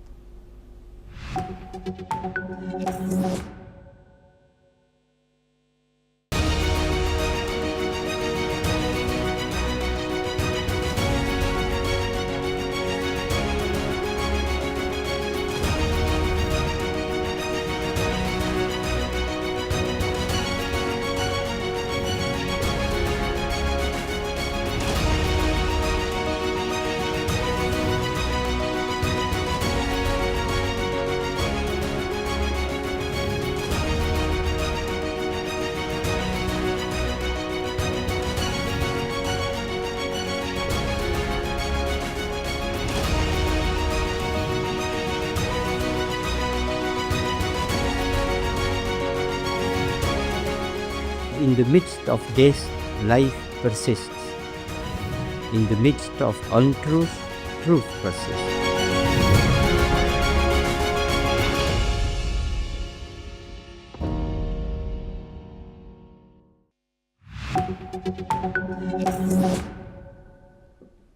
Hello and welcome. I'm Kriti Mehta. You're watching the World Report on NewsX World. Let's start with a check of the top headlines this hour. UK Prime Minister Keir Starmer says imposing tariffs on allies is wrong after President Trump threatens duties over Greenland. Trump plans 10% tariff by February, rising to 25% by June. After Starmer, German Chancellor Friedrich Merz held a press conference says when confronted with the unreasonable US tariffs, the European Union is in a position to react. Taliban Interior Minister says several people were killed in a blast in Kabul's Shahr-e-Nau area. The area is home to foreigners and is considered one of the most secure in Kabul. Danish officials have decided to skip the World Economic Forum in Davos. This comes amid intensifying dispute over Greenland that's shaking transatlantic relations. UAE's President Sheikh Mohammed bin Zayed is in India for a brief but high-level meeting with Indian Prime Minister Narendra Modi. The talks are likely to focus on India-UAE comprehensive strategic partnership and the prevailing global issues. At least 39 people are killed after two trains collide near Cordoba in southern Spain. Over 70 are hospitalized as authorities launch an investigation into the cause. Kurdish-led Syrian Democratic Forces say an armed group was attacking Shadadi prison in Hasaka in Syria's northeast, where it said thousands of Islamic State militants were being held. Novak Djokovic creates history, clinches 100 career wins at Australian Open at Melbourne Park as he beats Pedro Martinez in first round of 2026 Grand Slam. Alright viewers, we have some fresh news coming in from Afghanistan, where according to Taliban's Interior Ministry, an explosion has rocked Kabul, killing several people. The blast occurred in Shahr-e-Nau area, a district considered one of the most secure in the capital, home to foreign nationals. It's in fact breaking news information that we are bringing you. Preliminary reports suggest multiple fatalities and injuries, but further details are yet to be confirmed.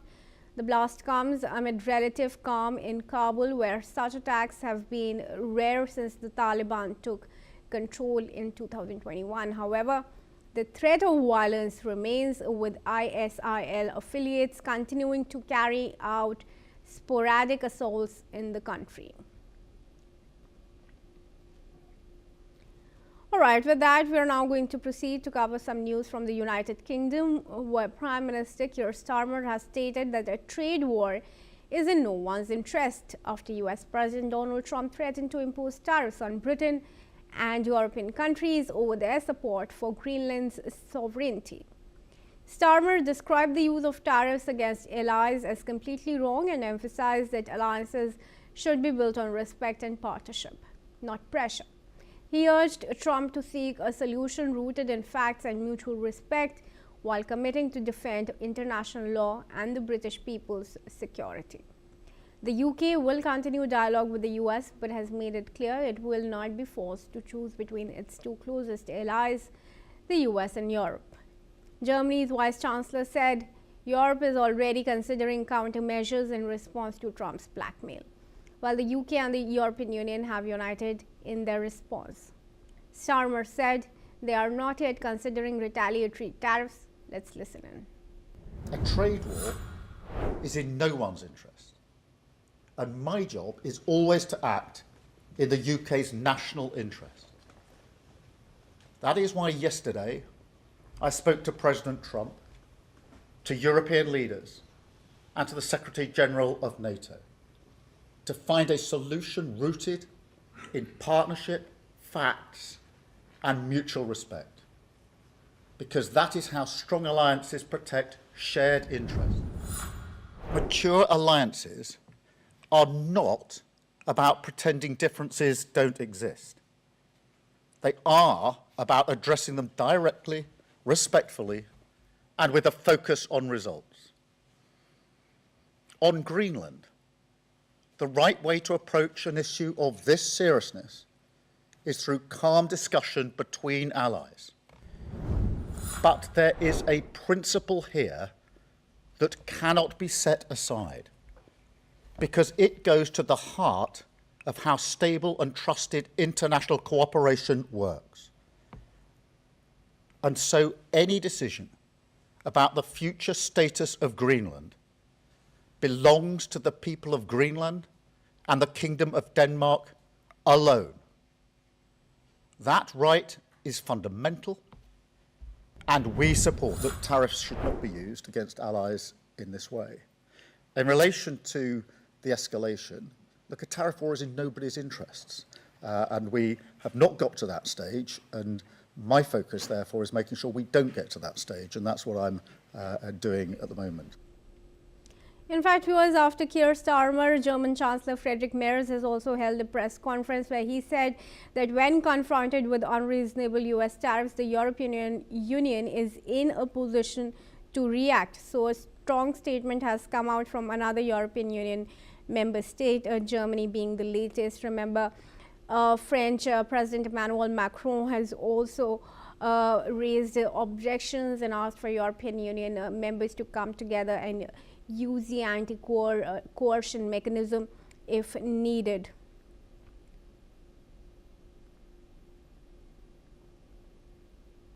UK Prime Minister Keir Starmer said that a trade war, of course, is in no one's interest. This, of course, was after Trump's threats to impose tariffs on Britain and European countries. Starmer described the use of these tariffs against allies as completely wrong, and he emphasized that alliances should be built on respect and partnership, not pressure.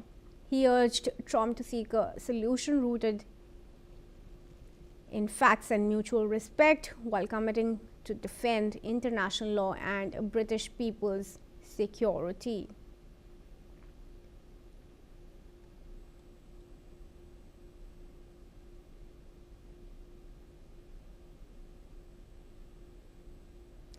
Meanwhile, important to note here that the European Union and the UK have united in their response, and Starmer said that they are not yet considering retaliatory tariffs. France, Germany and other Nordic countries, meanwhile, have already pledged support for Denmark. Some European leaders are arguing that increased military cooperation may be the answer.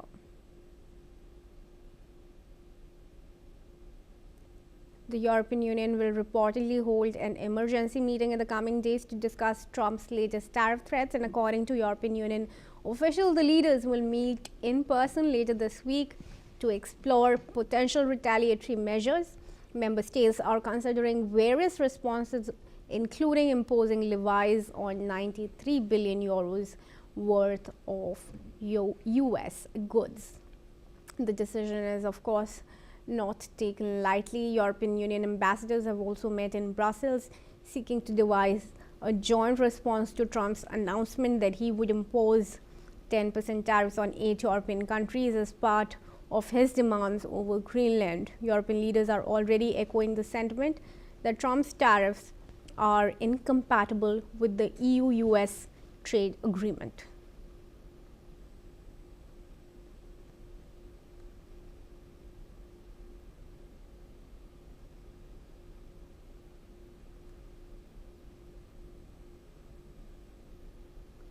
In fact, I'd also like to quote what European Council President Antonio Costa said. He said that the European Union's support for Denmark and Greenland remains strong, posted on social media after the meeting, and reiterated that the European Union would remain united in defending Greenland's sovereignty. Now, joining me in this discussion is Dr. Satoru Nagao, who is fellow at the Hudson Institute of Tokyo. Thank you, Mr. Nagao, for joining us once again in this discussion. Firstly, how do you view the responses that are coming in from different European Union leaders and also from UK's Keir Starmer?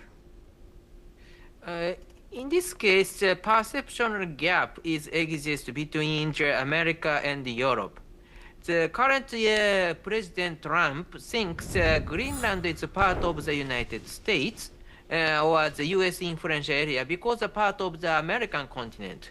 That's why the European continue to stay in the American continent is violating the Donald Trump version of the Monroe Doctrine. So that's why Europeans should give the United States Greenland because this is part of the American continent.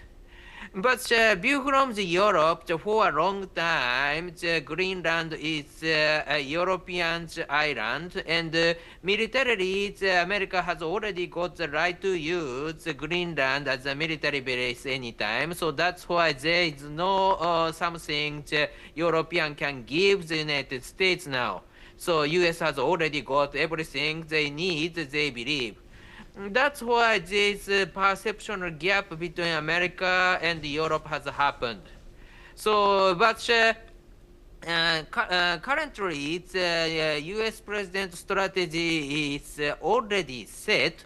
So that's why there's a possibility U.S. will not back down in this case, and the European need to think something concision between the U.S. and Europe. But that is the current situation, even if the European side believe this is a little bit arrogant of the US decision itself is arrogant European thing.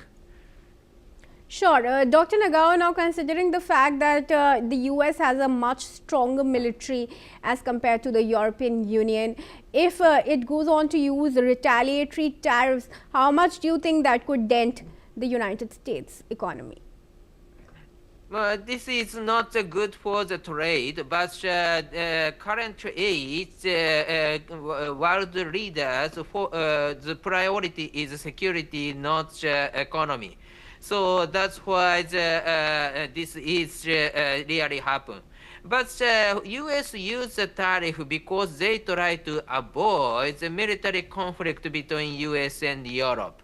So that's why using the tariff means that not easy to escalate with the military conflict in this case. So that's why it is a little bit peaceful battle between the America and Europe. And militarily, it's a little bit controversial point is Europe rely on the United States, but US does not rely on Europe. So that's why in the negotiation of the military-related issue, U.S. has the advantage in the negotiation. The European lacks the card to persuade the United States. So, view from the mood of the alliances between Europe and America, of course, this is not a good situation. But at the same time, which side has a more diplomatic card in this case is indeed the United States. Only one thing that we should not forget is the will of the people in Greenland. Because Europe and America both are negotiating above the will of the Greenland.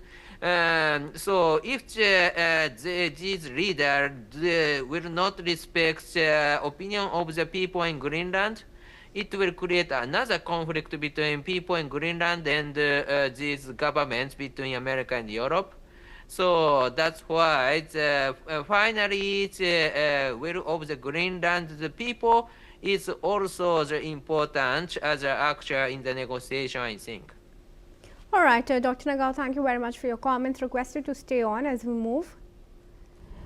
Viewers, a senior official in the Saudi-backed Yemeni government has stated that it will take all necessary measures against UAE and Yemen separatist STC forces in order to achieve justice for victims. This comes as Yemen's Saudi-backed Presidential Leadership Council earlier last week accepted the resignation of Prime Minister Salim bin Preek and appointed Foreign Minister Shayam Hussein al-Zindani as the country's new Prime Minister. Yemen has been a source of heightened tensions in recent months between Saudi Arabia and the UAE. the main southern Yemeni separatist group, the STC or the Southern Transitional Council, which Saudi Arabia says is backed by the UAE, gained control of areas across southern and eastern Yemen in December, advancing to within reach of the Saudi border, which the kingdom considered a threat to its national security. Saudi-backed fighters have since largely retaken those areas. Request Dr. Nagao to join me back in this discussion. Dr. Nagao, how do you see Yemen acting in the face of this aggression between UAE and Saudi? In this case, Saudi has the advantage in the negotiation. Originally, they are ally in the Yemen conflict, but now Saudi's support and UAE's support, the different groups, they fought each other. But at the same time, the Saudi's back side is winning. So that's, this means that diplomatically, the Saudi has advantage and US has face a disadvantage situation in the negotiation. So finally, they can agree if the UAE side accepts Saudi's will. And so that is the only solution because of the military reality. Saudi is winning, I think. All right, sure. Dr. Nagao, do you think that this benefits the Saudi and its leadership in any way? Of course, Yemen's conflict is a conflict in Yemen, and so Saudi and UAE support the group, but not the perfect decision maker in this case. But at the same time, indeed, in the Sunnah Arabs, both sides belong to the same side for a long time. So that's why, as a background reality, which need to face Syria or Iran or others, anyways, finally they need to agree, they understand, I think. So Saudi's leadership and UAE's leadership, if they understand such kind of background reality of the Sunnah cooperation, there's a possibility they can agree. All right, thank you very much then, Dr. Nagao, for joining me in this discussion. And moving ahead, viewers, let's cover news from Japan, where Prime Minister Sanae Takaichi has called for a snap general election set for February 8, after announcing plans to dissolve parliament on January 23. This marks her first electoral test since becoming the country's first female premier in October. 総選挙によって令和8年度予算の年度内成立は極めて困難になるのではないかとも言われています。その影響を最小限にとどめるため、1月23日に衆議院を解散した後、1月27日に公示、2月8日の投開票のスケジュールとすることで、速やかに総選挙を実施する考えです。Takaichi's key promise includes spending an 8% food for levy for 2 years to ease rising living costs. She assured the public that this measure will not be funded by new debt, but by reviewing existing subsidies. The move comes amid mounting public discontent over inflation, with opposition parties calling for tax cuts. A new political alliance has even proposed abolishing the food sales tax altogether.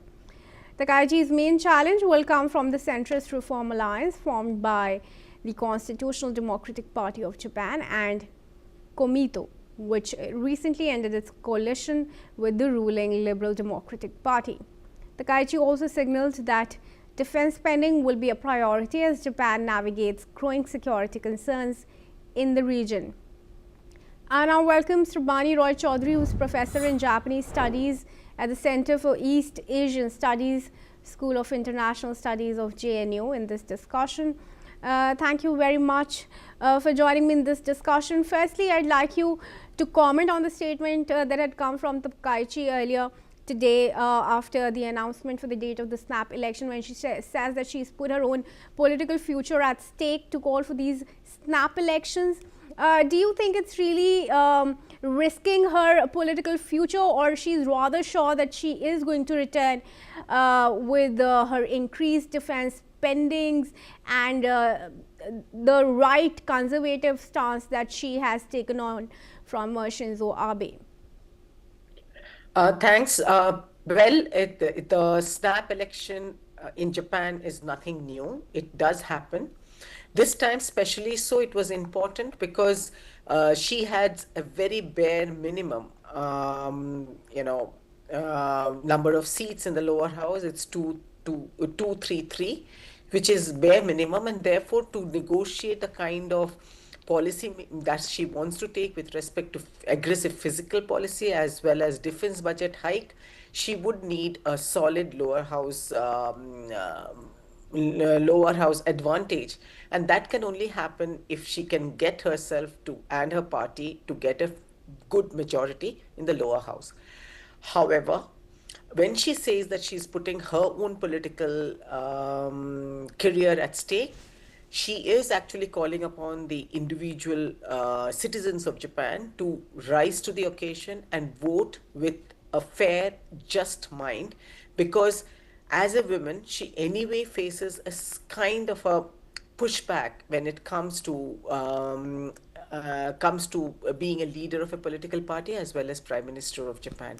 However, between October and today, she has risen in ranks by proving herself to be very strong with the China crisis that happened, followed by the kind of meetings that she had with almost all the lead leaders in the world. She has come out with as a woman of substance, and I think that is why she's keen to go in for an election and have a good majority in place to do what she wants to do, because her moves are not going to be very centrist or very modulated to just taking care of the immediate, but she also has a strong future plan. Professor Chaudhary, do you think she will be able to capitalize on the public support and deliver on her promises to better the economy, the cost of living, and tighten the immigration policy of Japan? It's too early to talk about each of these three very, very important and yet very difficult sectors to navigate. However, as far as the economic aggressive fiscal policy that she's calling for, it would essentially be a burden on the citizens. So if she does get a majority, it means that they are going to be willing to support her fiscal taxation, etc. However, one must remember that Koimeto, which was a long-time partner of LDP, is now forming a coalition with Constitutional Democratic Party of Japan, which is the lead opposition party. If you look at the current status of, if these two parties come together, they currently have 172 seats, and LDP and Japan Innovation Party, which is in coalition, has 233, which is bare minimum. So the vote margins are very little, and Koimeto has a very strong, committed voters. So all when she says that she's put her political career at stake, she is actually meaning this, that confirmed voters are much more in the other party, in the opposition coalition, rather than in this coalition. How likely is it that a decisive victory will strengthen her hand within the LDP and reduce her alliance or dependence on other smaller parties?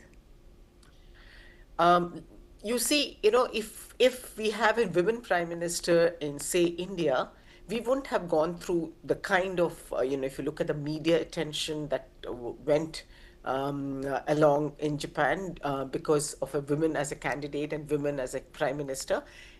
For them, it is really, really new to have a woman up there. While there was a lot of cheering that happened, but conservative and LDP wing within the LDP are definitely not very convinced about her leadership. So getting past the post in this particular snap election will play two parts. One is within the nation, she gains a huge credibility. Within LDP, people who are big critics of her or question her ability to do things because of her women will have to receive those arguments. All right, Professor Chaudhary, thank you very much then for joining me in this discussion. And now moving ahead, viewers, let's cover some news from Czech Republic, where a gun attack at the town hall in Sribska, which is a small municipality in North Bohemia, has left 1 man dead and 6 people injured. As per reports, the attacker was shot and killed by police at the scene, with officers confirming there is no further danger to the public. The shooting took place inside the town hall building. Police said the situation was secured shortly after officers arrived and the building was evacuated. Among the injured are several people with gunshot wounds, including at least 1 woman in serious condition. Some reports suggest that 1 police officer was also injured during the incident. Prime Minister Andrej Babis expressed condolences to the victims, family and others affected. Speaking after a cabinet meeting, he described the shooting as a tragic event that had shocked the country. Also, some tragic news coming in from Pakistan, where a massive fire broke out at a sprawling shopping mall in Karachi. The death toll from this tragic incident has risen to 21 now, while over 65 people continue to remain missing. The blaze broke out late on Saturday at Gul Plaza, a large multi-story complex with around 1,200 shops. The shopping area spans an area larger than a football field in Karachi's historic center. Meanwhile, rescue workers have warned the public that the remaining structure has become highly unstable and weak and could collapse at any moment.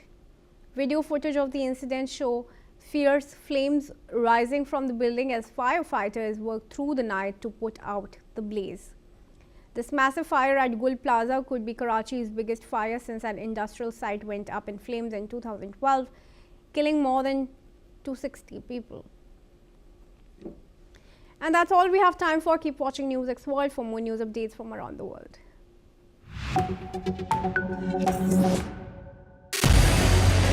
What we can do as the Interparliamentary Union to strengthen democracy, to promote human rights, to ensure that humanitarian law is respected. UN Security Council needs a makeover, a comprehensive reform, and India deserves a position there, a role there. Prime Minister Modi during Operation Sindoor made it amply clear that war has never been India's choice. We are with the side of peace. We are neither neutral nor indifferent. We are with peace. We would have dealt with US a whole lot on trade and those kinds of things, and that's not as certain these days. So we have to go back and look at our European partners, our Asian partners. An opportunity to exchange, to have a dialogue, to have a debate. Hello and welcome. I'm Asuma Katauka and you're watching the World Report on NewsX World. Let's take a look at the top headlines of this hour. Australia is poised to pass new laws to enable a national gun buyback and tighten background checks for gun licenses in response to the country's worst mass shooting in decades at a Jewish festival last month. Danish soldiers have arrived as part of the Arctic Endurance military exercise in Greenland's Kangerlussuaq as US President Donald Trump intensified his push to wrest sovereignty over the Arctic island from fellow NATO member Denmark.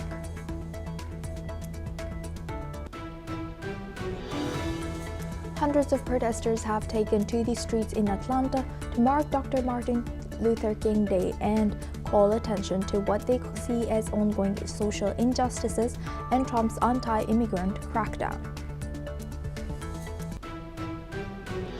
At the World Economic Forum in Davos, a meeting was held between Oman's economy minister Dr. Said Mohammed Al-Sakri and Hong Kong Financial Secretary Paul Chan Mo-po. They have said that financial market connectivity between Hong Kong and Oman could boost mutual growth and called for stock exchanges and regulators to explore cooperation. US President Donald Trump and Syrian President Ahmad al-Shara held a phone call where US has shown support to Syria's territorial unity, protect Kurdish rights within the Syrian state, while both have expressed a shared vision for Syria. Meanwhile, the Gulf Cooperation Council and Turkish President Recep Tayyip Erdogan have called the move essential.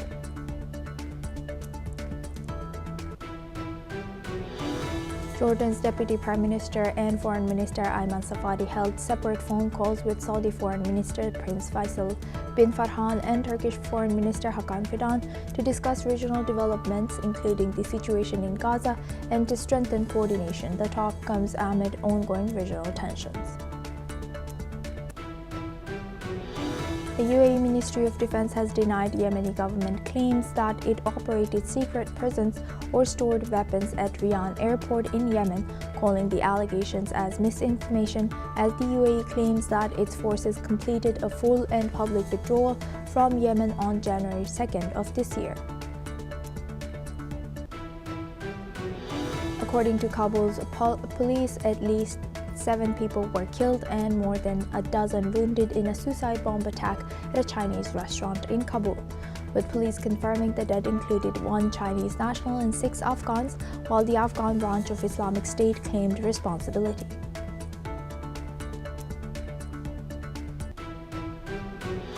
Now for this hour, we start with Kremlin. According to the Russian Defense Ministry, Russia has claimed control of 2 more settlements in Zaporizhia and Donetsk. Over the past 24 hours, Russian forces also targeted Ukrainian drone production facilities, energy and transportation infrastructure, while their air defense units downed 122 Ukrainian drones. Meanwhile, Ukraine's general staff has reported intense combat activity along the front lines, with 144 engagements in the past day. Ukrainian forces successfully repelled several Russian assaults near Kupiansk and Pokrovsk, while Ukrainian Air Force and artillery units struck Russian positions, claiming the destruction of many Russian drones. Now for this discussion, we welcome Dr. Satoru Nagao. He's a fellow at Hudson Institute, joins us live from Tokyo. Thank you very much, Dr. Nagao, for joining us. Good to see you. Now, looking at this, can you tell us as you know, the war continues into 4th year, do you think President Trump is still interested in mediating between these two? He still try to mediate, but at the same time, the view from the current move, he also believes that this is long-term negotiation. So, because Russia, there is no sign to stop the offensive, and in the some parts, even if the small area, the Russia's armed forces is advancing the front line, so that's why the view from Russia that there is a possibility the continuing war is beneficial. In this case, even if the President Trump tried to persuade Russia, there is a relatively high possibility that Russia will not accept to cease the offensive. So that's why the condition is not good. But in the long run, the economy will be the reason that Russia cannot continue the war. It's one of the reasons that President Trump is waiting, I think, because sanction card is waiting. Sanction card is not directly the sanction against Russia. This is the sanction against the country which imports products from Russia. So that's why it will affect the relation between U.S. and this country, but if the U.S. decides their mind, it is possible. So that's why if the U.S. will start to impose this type of the secondary sanction against Russia, Russia will face more serious damage in their trade. So that's why still the U.S. has the card in the long run. That's why they are waiting when they will impose this card, this sanction, as a diplomatic card to persuade Russia. Now, for this discussion, we welcome back Mr. Vatliy Vadim, also Thank you for highlighting that. And do you see appetite from Ukraine and Russia as well to for the or do they welcome mediation efforts by U.S. right now? Yeah, in the long run, anyways, the solution will happen based on the negotiation. That is true because Ukraine cannot occupy the Moscow and the Moscow cannot occupy the Kyiv. That is true. So this looks like the Korean War. Both sides cannot win, but continuing the war. So in this case, maybe in the near future, they need to agree the ceasefire. But just now, it is not the conditions that they agree. So that's why this will be the long-term negotiation. So negotiation itself is welcome, but this is not a good condition to ceasefire. But that is the current situation, I think. And Dr. Nagal, how do you see Europe's alliance towards Ukraine right now? Do you see fatigue between supporting Ukraine because they have a new problem in their hand, of course, Greenland. So how do you see their support right now? Of course, in case of the Western countries, there is a division between America and Europe. That is true. And but at the same time, in case of Europe as a military power, they need the U.S. military power. So that's why even if the U.S. do not need the European military power, but the European side needs the U.S. military power is a fact. So that's why even if the rift, in case of the Russia's aggression to Ukraine, Russia and Europe and the United States can agree to stop the Russia's invasion. So that's why Russia do not dream to divide Russia and America in this case, I think. But in the case of Greenland, in case of the others, mood is not good. That is also true. Thank you very much, Dr. Nagao, for sharing that insight. Please stay with us as we come back to you for a later discussion as well. Now we move on to Afghanistan. The Islamic State has claimed responsibility for an explosion at a Chinese-run restaurant in Kabul yesterday, killing one Chinese national and 6 Afghans with several others, including a child, injured. The attack took place in the Sheher-e-Nau neighborhood of heavily guarded commercial area and targeted Chinese citizens allegedly due to China's actions against Uyghurs. The restaurant, run by a Chinese Muslim family and an Afghan partner, served the local Chinese Muslim community. Authorities are investigating the blast and confirmed victims were taken to hospital. Now for this discussion, we welcome retired Lieutenant Colonel Himanshi Singh. She's a Defense and International Relations Analyst, joins us live from New Delhi. Thank you very much, Lieutenant Colonel, for joining us. Good to see you. Now, what more can you tell us about this? What do we know so far about this incident from Kabul?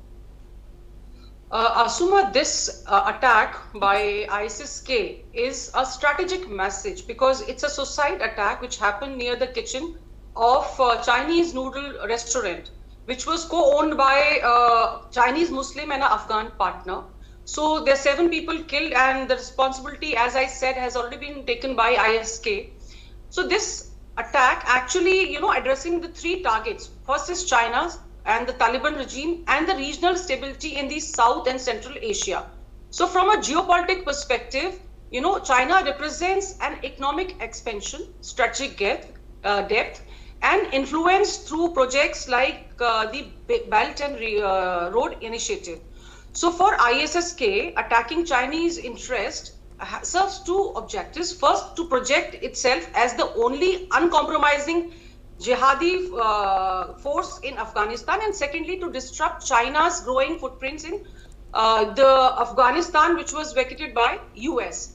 So politically also, this attack exposes the vulnerability of the Taliban, as Taliban claims that it has restored order, yet repeated attacks like this, especially on foreign targets, they undermine the narrative of Taliban regime. And the blast is a direct challenge to Taliban's authority, signaling that Kabul is yet not under full control of Taliban.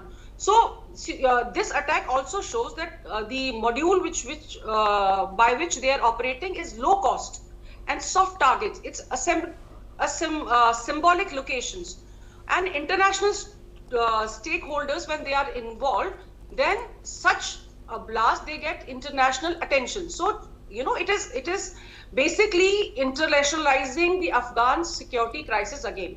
Here, China has protested and asked the government of Taliban to provide security and be more forceful towards such non-state actors. However, China will be very cautious. It will not put its foot on ground, but however, it will ask Taliban to cooperate without formal recognition. So I think it is actually raising a very fundamental question that does Chinese interests are secure in Afghanistan or not? Because ISIS-K hates Chinese in Afghanistan because they feel they are oppressing the Muslims in Urgiyar. So such attacks will keep happening wherever Chinese people are involved. So we have to see how China reacts, and Taliban maintains its diplomatic and economic engagements with China. Thank you for highlighting that. And is this, you rightfully highlighted that this is very symbolic in part the location and how cheap this strategy, the things they used to in this making an impact using this strategy of one bomb towards this strategic location. Is this kind of tactic used often by small terrorist actors? And also, who are these Uyghur people and what's their connection to Afghanistan that Afghanistan's IS has tried to shed light on these people? Okay, see, ISIS-K is a terrorist group which feels Taliban is not doing enough for Islam, as they are already in conversation with other governments which are non-Muslim. So they do not consider them as people from God. And secondly, China is portrayed as atheist and authoritarian power persecuting Muslims. So it is a provocation which ISIS-K is actually trying to inflict on China. Now, China, since we understand, has a lot of regional foothold in areas in Middle East, also in Afghanistan and Pakistan, and it is creating a lot of infrastructure. So whenever there is instability, the outfits like ISIS-K, they feed on instability. It is then oxygen for them, which is if a stable government comes to Afghanistan, then it will jeopardize the point of view of ISIS-K. So we cannot undermine these attacks because they are low cost, asymmetrical in nature, and they create an impact by killing 7 people. They have already made it an international issue. So the ideological enemy of the jihadis is not just Taliban. It is anyone who comes and operate in that territory, and they are the bitter enemies of Taliban because they are apostates negotiating, as I said, with Russia, China, and other countries. So ISIS-K will keep targeting these people, and especially anyone who is known to have been oppressing Muslims in their own country. So it is a retaliation against China. It is as the growing crimes by Chinese government against Muslim in their country is a primary justification which ISIS-K has given. Right. And how do you analyze current China-Afghanistan relationship? See, publicly, Afghan regime wants to have good relationships with China because this country is a dilapidated state, and China can actually give it some way, help it in making good infrastructure, helping them in making roads, buildings, dams, electricity, and other things. So diplomatically, Taliban wants good relationship with China. However, China also knows that this is a visible attack on China, but the real audience is Afghanistan Taliban. So ISIS-K is trying to say that you cannot protect your capital, you cannot protect your guest, you cannot protect your future. But China will not withdraw because China is very pragmatic. It will reduce exposure and increase security layering for its own people and demand more from Taliban without public confrontation, because ultimately a lot of money is involved and China is facing a lot of international issues, by Venezuela gone, with Iran having a lot of issues inside them. So Chinese interests across the world are actually facing challenges. So Taliban will try to negotiate with China, and China will just leave it at that by demanding more security for its people, and it may increase their own security layers for its people. China has already cautioned the people not to venture out too much, and I think it is unlikely that China will outsource any security, but it will hold Afghanistan responsible for security of its own people.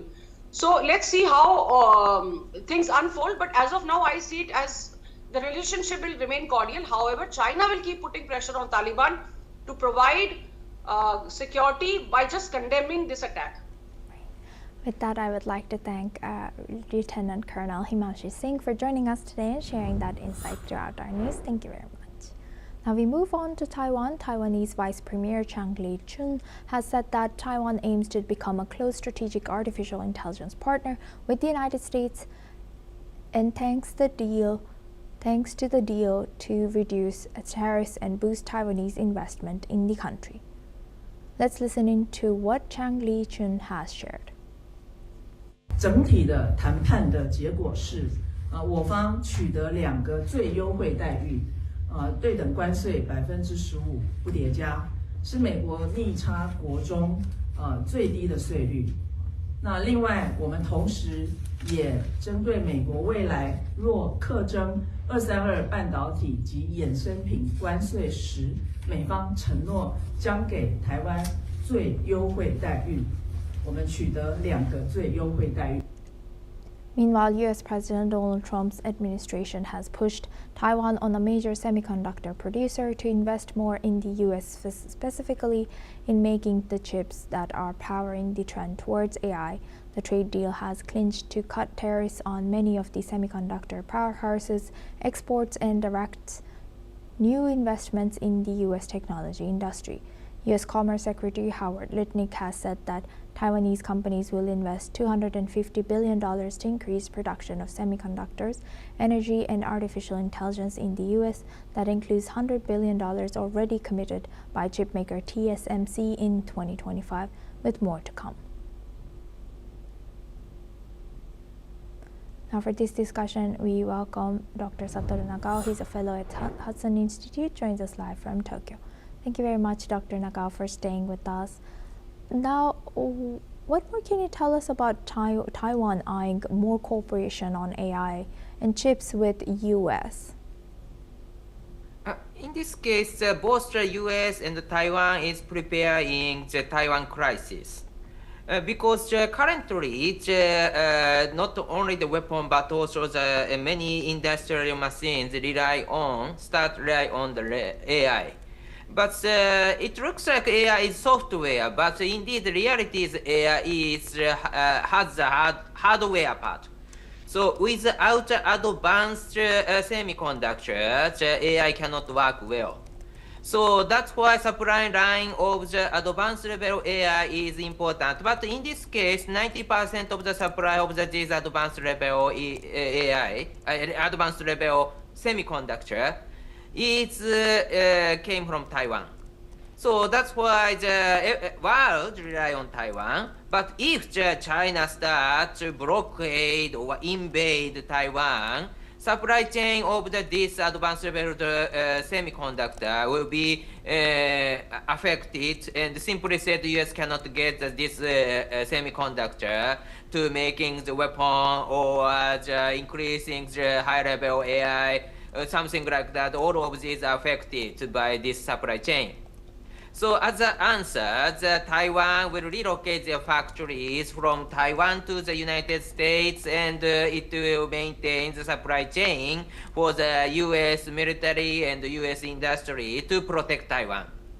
The a little bit ironical situation is if the Taiwan relocate all factories of this advanced level semiconductor from Taiwan to the United States, the U.S. do not worry about Taiwan, and their supply chain is invincible. But at the same time, there is no reason to protect Taiwan in case of this supply chain of the semiconductor. Of course, there is another reason to protect Taiwan, but in this case, as a supply of the semiconductor, there is no reason for the U.S. to protect if all of the factories they got. That's why the Taiwan side try to create a coordination between Taiwan and the United States. Then both sides will create a factory, something half and half, something like that. And so U.S. can get the supply chain. At the same time, U.S. still needs this advanced semiconductor from Taiwan. Because advanced semiconductor is of course, many semiconductors needed. So half they can create in the United States, but other half still the U.S. want to import from the Taiwan. Something like that. Taiwan try to create this. So that's why this is the cooperation and the coordination between Taiwan and the United States. And when China invade or blockade Taiwan, and U.S. Need to protect Taiwan to maintain this supply chain. But that is my long-term strategy, security strategy of the Taiwan side, I think. So, building on your answer, how effective is this in long term for Taiwan? Because to me it seems like at the end of the day, U.S. is going to be benefiting more out of this situation, and Taiwan's the dependence on Taiwan for AI chips, etc., will be moving eventually to U.S. Yeah, this is both sides can benefit, I think, because Taiwan security rely on the United States. If the United States cannot make the advanced level weapon or advanced level AI, in this case, anyway, the U.S. military will lose the capability to defend Taiwan. So that's why the supply chain of the advanced semiconductor to maintain the weapon or AI, is Taiwan's interest, not only the U.S. interest. So that's why this is both sides will get the benefit, not only the United States, but also Taiwan will get the benefit. But at the same time, Taiwan's move is very careful manner. Of course, all of the semiconductor factory of Taiwan should not relocate to the United States. So maybe half and half they try to keep. And simply said, the factory in Taiwan is one kind of the hostage for the U.S. to protect it. So such kind of situation Taiwan want to create, I think. So this is cooperation, not just a relocation. That is a strategy Taiwan side is seeking, I think. So this is a strategy. Both sides, both Taiwan and the United States will get the benefit, I think. Is there any pact that Taiwan and U.S. has signed where U.S. will protect Taiwan in such case? Not directly linked with agreement, I think, because even if this agreement hasn't happened, still there is a legal connection between U.S. and Taiwan for the U.S. defense toward Taiwan. Of course, providing weapon or increasing the defense capability of the Taiwan is of course legal, but at the same time, anyway, China could be the competitor of the United States, which toppled the #1 status in the world. So that's why anyway the U.S. need to deal with China, and in this case, Taiwan is a special location to attack the vital area of China. Coastal city is a vital area for China, core interest, and if the missile is deploying Taiwan, any city in China is under the range of the missile. So that's why to deal with China, anyway, the strategic location of Taiwan is a very useful card for the United States as a military fortress. So that's why anyway, the U.S. has a reason to protect Taiwan. Legal matter is a domestic law-related issue, and the U.S. has a duty to increase the defense capability of Taiwan. But there is no alliance treaty between U.S. and Taiwan. So because on surface, United States hasn't dealt with Taiwan as a formal independent country, but the domestic law connection has exists between the U.S. and Taiwan, and there is a duty to increase the defense capability of Taiwan. So that's why, anyway, the U.S. is selling weapons. This year, under the Trump administration, they sell a massive amount of the weapon to Taiwan. And China upset and try to conduct its exercises to blockade Taiwan the end of last year. So that kind of situation has happening. And so the U.S. shows will to increase the defense capability of Taiwan and the Trump administration just now. And so legal connection is domestic law, but anyway, the view from the move, U.S. is still involved in the defense of Taiwan. With that, I would like to thank Dr. Satoru Nagao for joining us today from Tokyo and sharing that insight. Thank you very much. Now we move the focus on to Nigeria. Gunman has kidnapped 163 worshippers from 2 churches in Kaduna State in Nigeria during Sunday services armed with sophisticated weapons. The attackers forced the worshippers into the bush.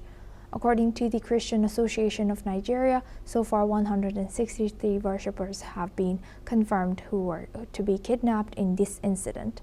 However, the kidnappings are part of a troubling trend in Nigeria, where armed gangs, often targeting religious communities, carry out abductions for ransom. Meanwhile, the Nigerian government has deployed additional security forces to the area in an attempt to locate the abductors and secure the safe return of the hostages. This latest attack highlights the growing security in northern Nigeria. Now we move on to our next news. Brooklyn Beckham has spoken out about long-standing tensions with his parents, David and Victoria Beckham. He has claimed family feuds began before his wedding to Nicola Peltz and continued after affecting his marriage and mental health. Brooklyn has said that his parents put Brand Beckham first and accused them of controlling press narratives. He has added that he does not want to reconcile with his family and is now standing up for himself.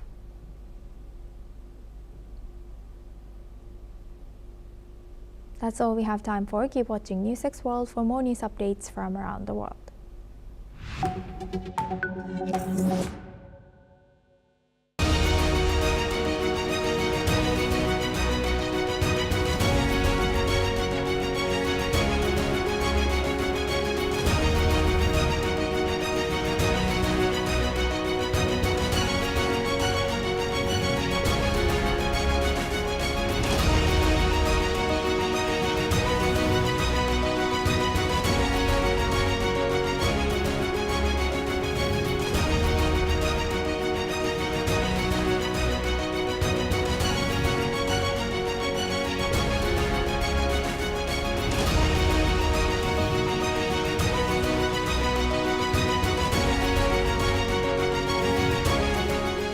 In the midst of death, life persists. In the midst of untruth, truth persists.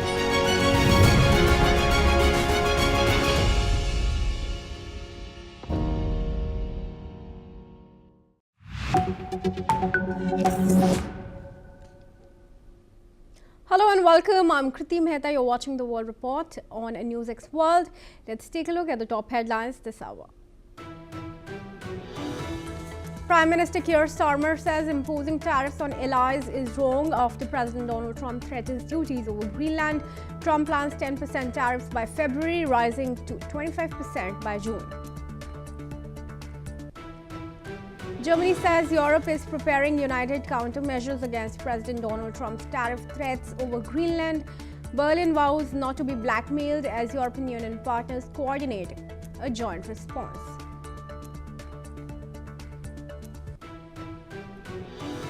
President Trump tells Norway's Prime Minister the world is not safe without US control of Greenland. His remarks escalate tensions with Europe over the future of the Danish territory. Danish officials have decided to skip the World Economic Forum in Davos. This comes amid intensifying dispute over Greenland. that's shaking transatlantic relations. UAE's President Sheikh Mohammed bin Zayed is in India for a brief but high-level meeting with Indian Prime Minister Narendra Modi. Talks are likely to focus on India-UAE comprehensive strategic partnership and the prevailing global issues.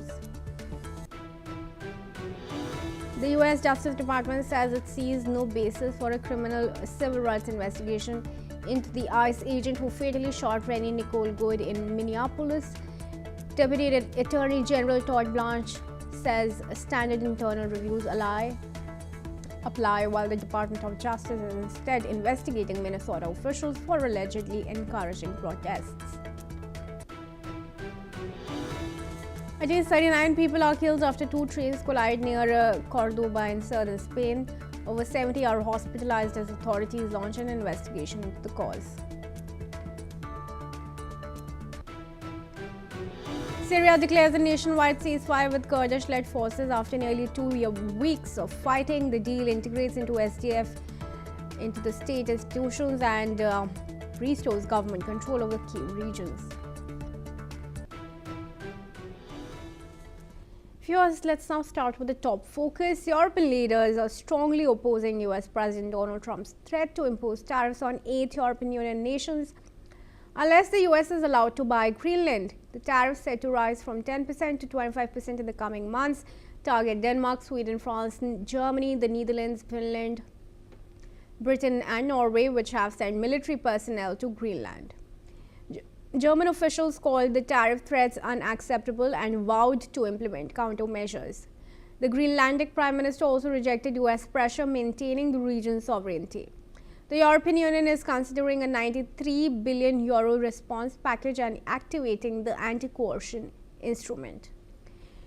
Swedish Finance Minister Elisabeth Svantesson condemned the US approach as absurd and emphasized the need for a united European Union response. Vi kommer naturligtvis fortsätta prata om det som händer runt Grönland.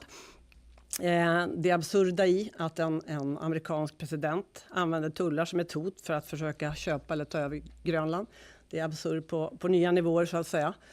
Men vi kommer också fortsätta prata om hur EU kan stärka sin egen konkurrenskraft. Vi har vårt öde mycket i våra egna händer och därför måste Sverige och andra EU-länder bygga starkare grund för tillväxt helt enkelt. Meanwhile, British Prime Minister Keir Starmer urged calm, calling for diplomatic solutions and warning against escalating tension with allies. He stressed that a tariff war would harm both sides, advocating for dialogue over confrontation. And I welcome Alison Matler, former AP Bureau Chief in Romania, to join me in this discussion. Alison, thanks very much. Firstly, let's talk about Keir Starmer's address today. What does it really speak about European Union, the UK, and all these nations that are now scrambling, but how much is really in their prowess to counter the United States as far as military prowess is concerned? Well, obviously the US has the biggest and strongest military in the world. It's clear at the moment, although Donald Trump, the American president, has said he doesn't rule out military force, it's certainly not his first option, and I think it's something he definitely wouldn't really want to seriously consider. In fact, by saying that he didn't rule it out, I think he was trying to show how serious he was about his administration's desire to acquire Greenland. Now, we have a situation here in Europe. I'm in Romania, which is a member of the European Union, and we have the European Union wanting to not give in to what they call American blackmail and to put in force countermeasures.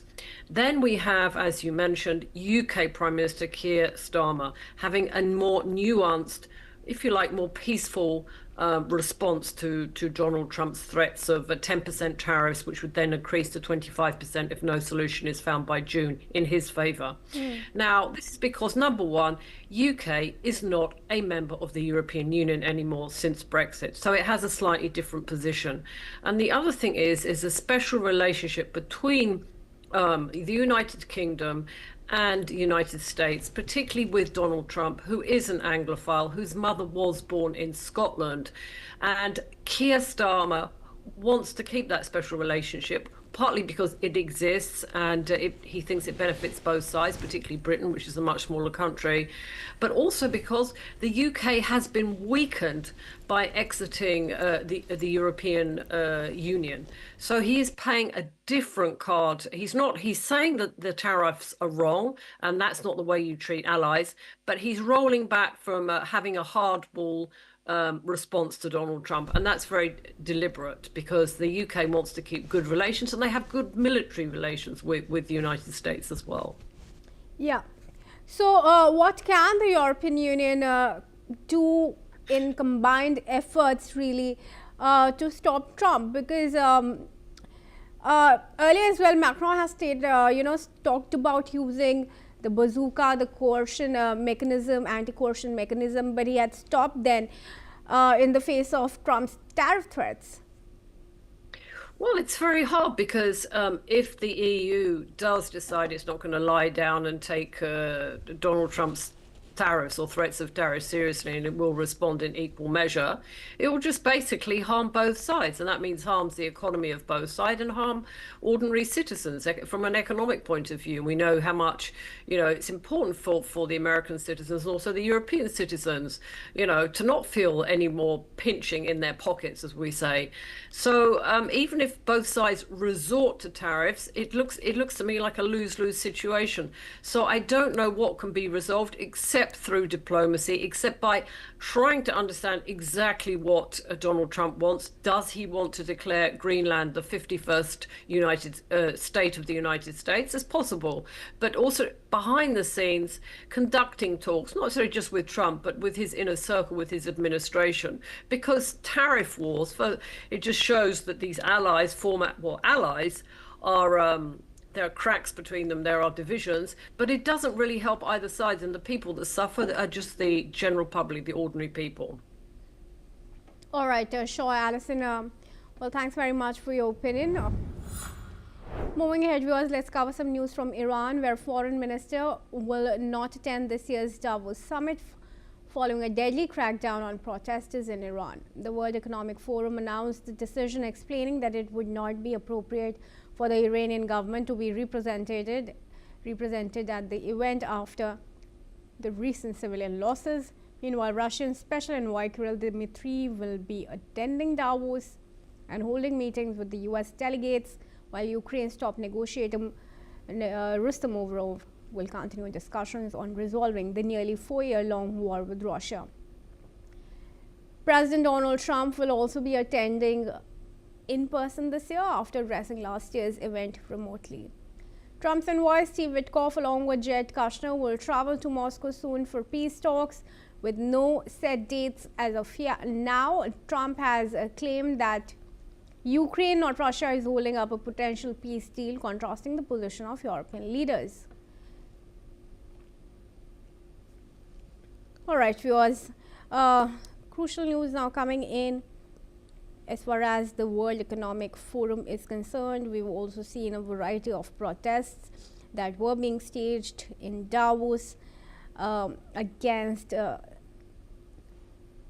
tariff threats and the attendance of Donald Trump in person in this year's World Economic Forum. What's noteworthy in the latest is that Iran will not be attending the World Economic Forum, though Russia and Ukraine will be. Now, joining me in this discussion is Professor Rohan Gunratna, who is international affairs expert from Singapore.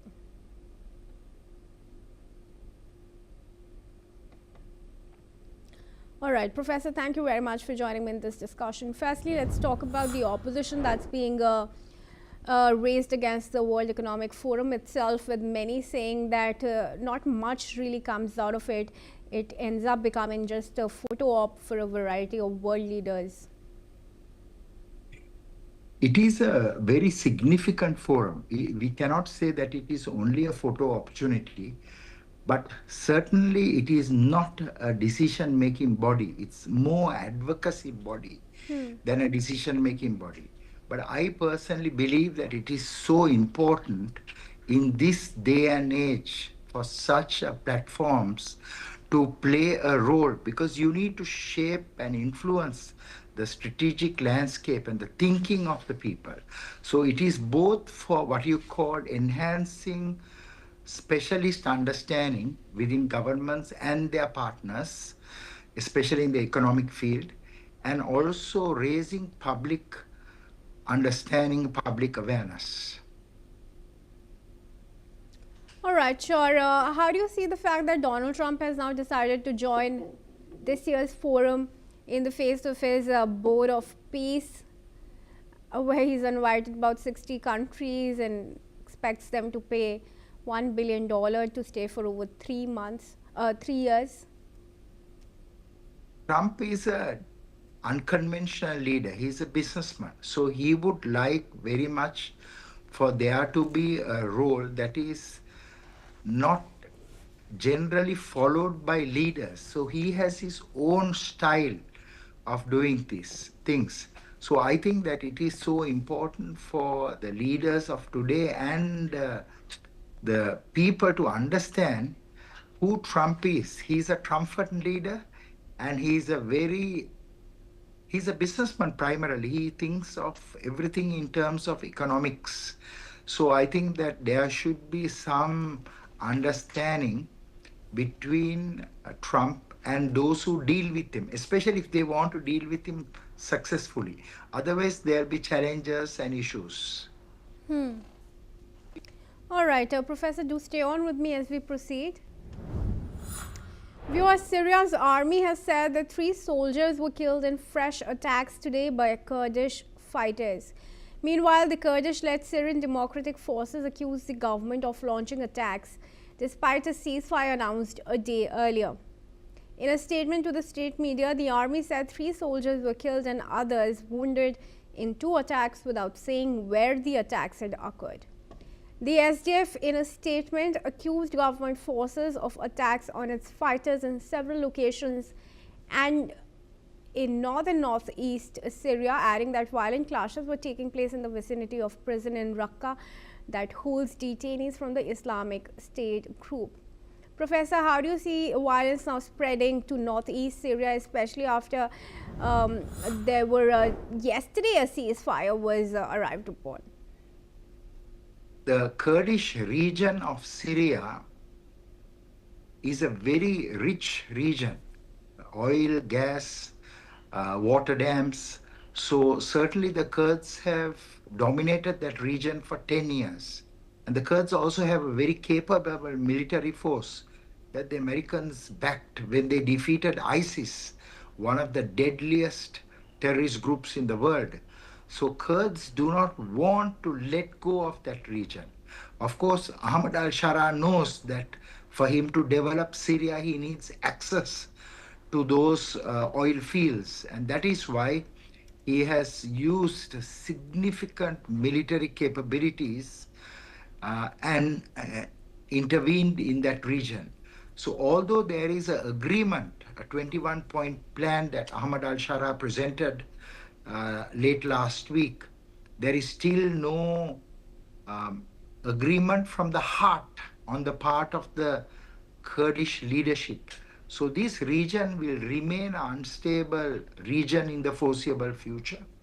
This region, there are 3 districts or 3 provinces, of which one is occupied by the Kurds. The Kurds live there. The other 2 are Arabs. Those Arabs, they have supported Ahmad al-Shara's intervention. The Kurds have not. The Kurds want their independence. The Kurds want their autonomy. That is why I said that that region will be a region of conflict in the future.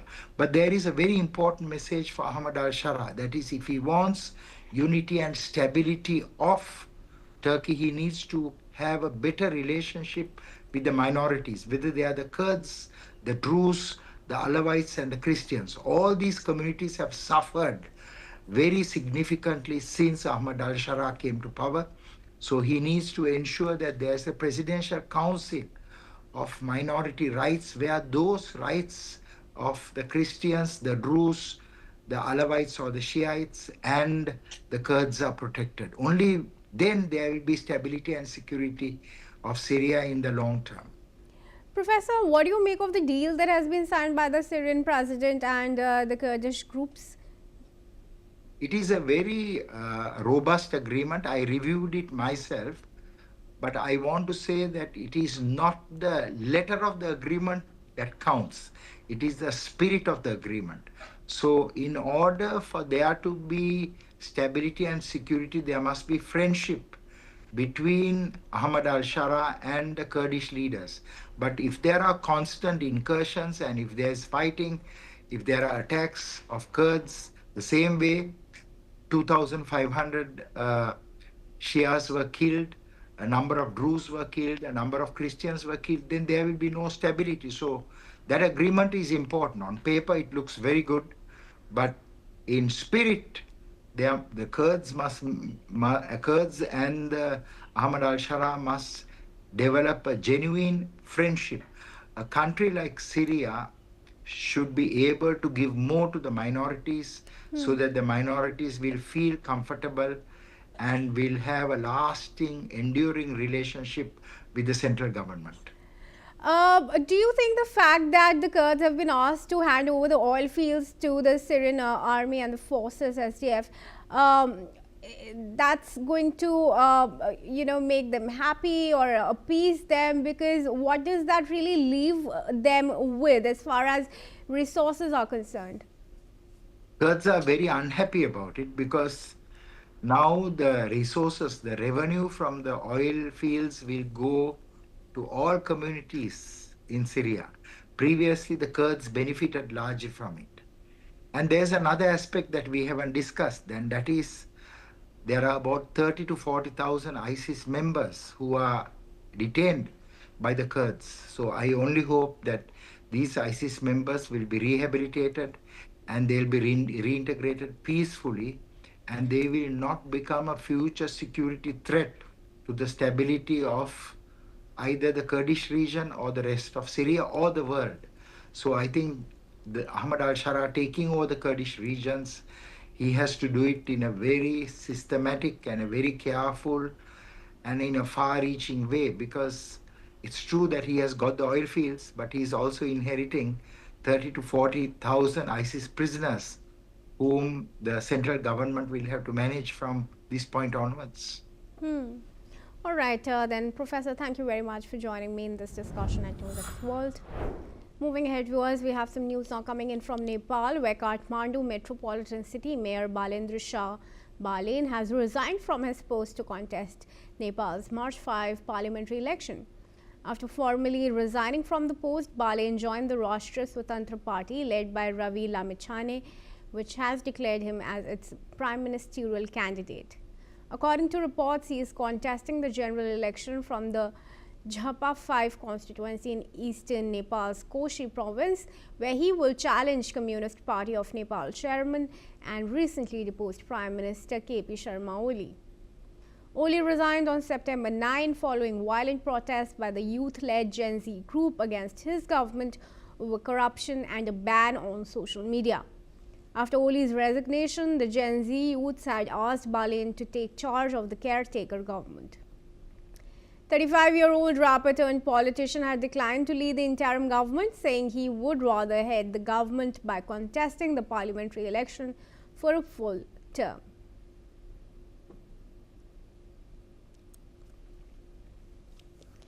And moving on, viewers, astronomers have detected a strange cloud of iron atoms in the shape of a bar stretching 3.7 trillion miles across the Ring Nebula, located 2,600 light years away in the constellation Lyra.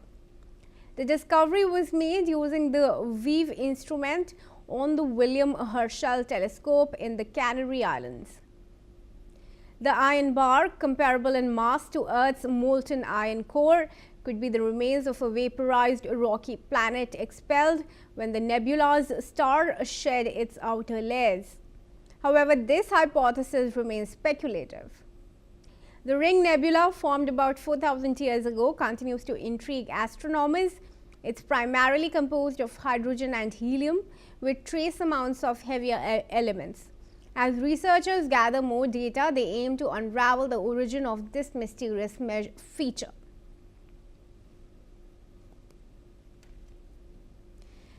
And moving on, viewers, this tragic news from Spain we are tracking. Now at least 39 people have died and 122 were injured after a high-speed train derailed and collided with an oncoming train in southern Spain. The accident, which took place near Ademuz in the province of Cordoba, is the country's worst rail disaster since 2013. Approximately 400 passengers were aboard the two trains, one traveling from Malaga to Madrid and the other from Huelva. The trains were operating at high speeds, with one traveling at about 200 km per hour at the time of impact. Survivors of the crash described scenes of chaos and horror. Let's listen into what survivors, family members and the survivors across Red Cross officials have said. Entonces yo me empecé a levantar un poco y ahí es cuando dije ya esto yo viajo mucho en tren y esto no es normal. Y ahí es cuando miré a mi hermana. O sea, la busqué y fue el último momento que yo recuerdo antes de que todo estuviera oscuro. Y de repente solo se escuchó gritos. ¿Cómo saliste del tren? Me ayudó gente que estaba bien, rompieron los cristales y me sacaron porque yo estaba con mucha sangre. Mi hermano estaba en Madrid y de vuelta ocurrió lo que sabéis. Nosotros en familia no recibimos una llamada de un sanitario porque él había perdido el móvil en el accidente y hemos venido por lo puesto. Hemos montado un centro de atención, ¿no?, a todas aquellas personas que están en busca de información, en búsqueda de personas con las cuales no han podido todavía contactar, y es el punto más cercano al lugar del accidente en el cual lo hemos podido montar, dado que el acceso a la vía está totalmente restringido y además es un camino, en este caso, de servicio, y no es factible que puedan acercarse tanto, mientras además todavía están trabajando los equipos de rescate, ¿no? El lugar de acceso para las ambulancias pues era difícil, no es un camino ancho, es un camino de un solo sentido, y entonces la coordinación de entradas y salidas de las ambulancias fue un poco más compleja, y luego por supuesto también los autobuses, ¿no? Porque incluso muchos de ellos tuvieron que andar parte del recorrido por las vías porque no hay acceso hasta el mismo convoy, hasta el mismo tren en muchos de los casos.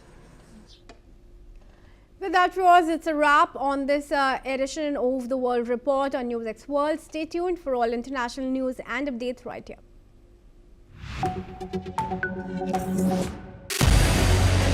What we can do as the Interparliamentary Union to strengthen democracy, to promote human rights, to ensure that humanitarian law is respected. UN Security Council needs a makeover, a comprehensive reform, and India deserves a position there, a role there. Prime Minister Modi during Operation Sindoor made it amply clear that war has never been India's choice.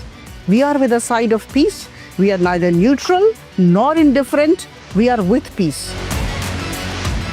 We would have dealt with the U.S. a whole lot on trade and those kinds of things, and that's not as certain these days. So we have to go back and look at our European partners, our Asian partners. An opportunity to exchange, to have a dialogue, to have a debate on a different perspective on finding the solution of the conflict.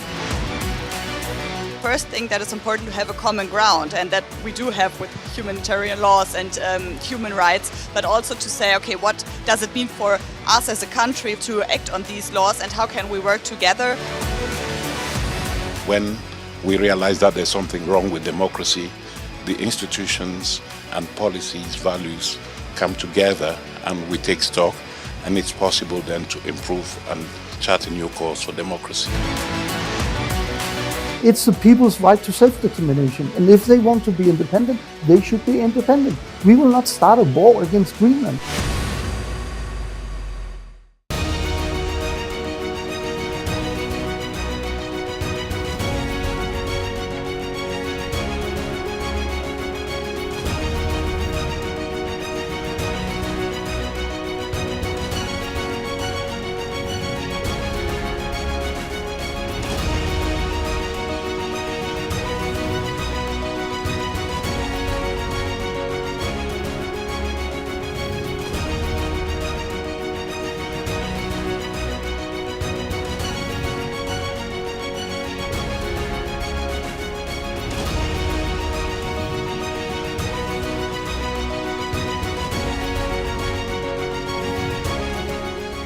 the midst of this, life persists. In the midst of untruth, truth persists.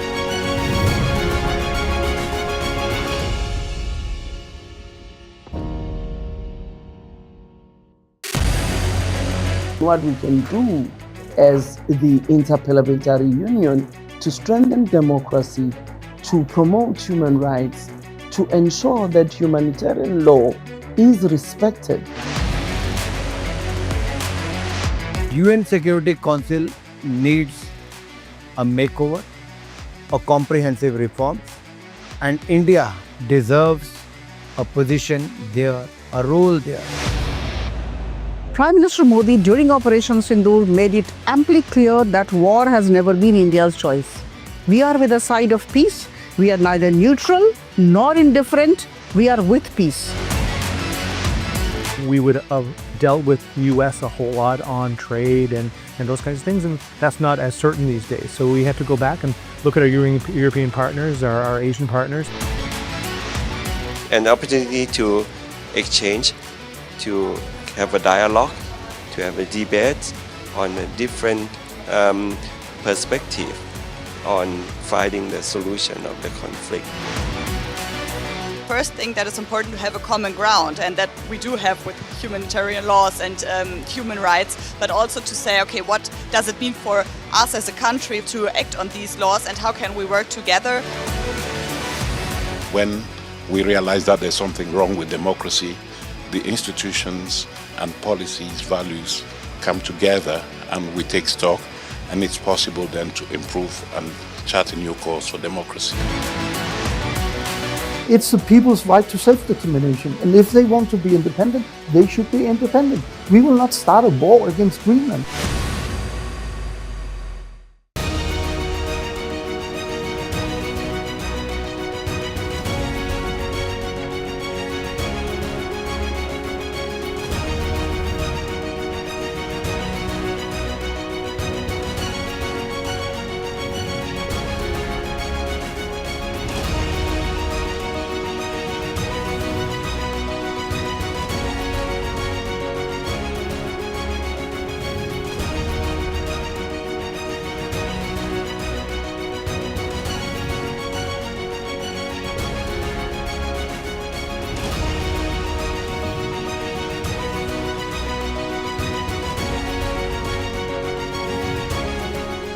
In the midst of this, life persists.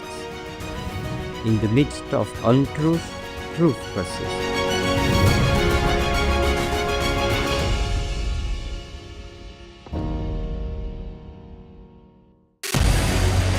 What we can do as the Interparliamentary Union to strengthen democracy, to promote human rights, to ensure that humanitarian law is respected. UN Security Council needs a makeover, a comprehensive reform, and India deserves a position there, a role there. Prime Minister Modi during Operation Sindoor made it amply clear that war has never been India's choice.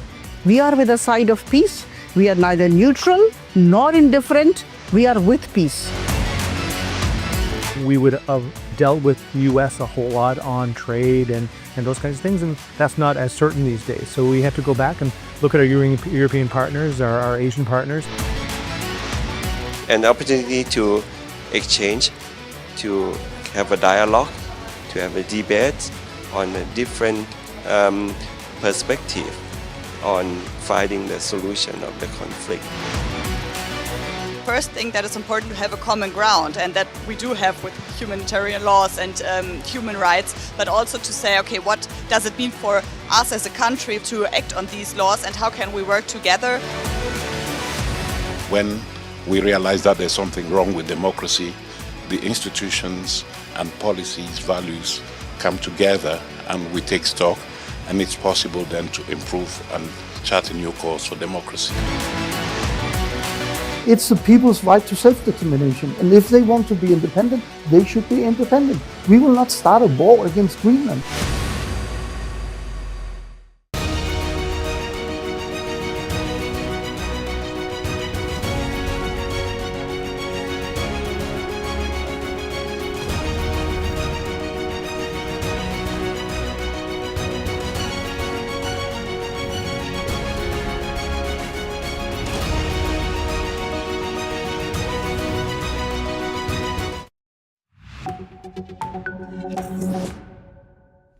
Hello and welcome. I'm Asuma Katauka and you're watching the World Report on News 6 World. Let's take a look at the top headlines of this hour. Australia is poised to pass new laws to enable a national gun buyback and tighten background checks for gun licenses in response to the country's worst mass shooting in decades at a Jewish festival last month. Danish soldiers have arrived as part of the Arctic Endurance military exercise in Greenland's Kangerlussuaq, as US President Donald Trump intensified his push to wrest sovereignty over the Arctic island from fellow NATO member Denmark.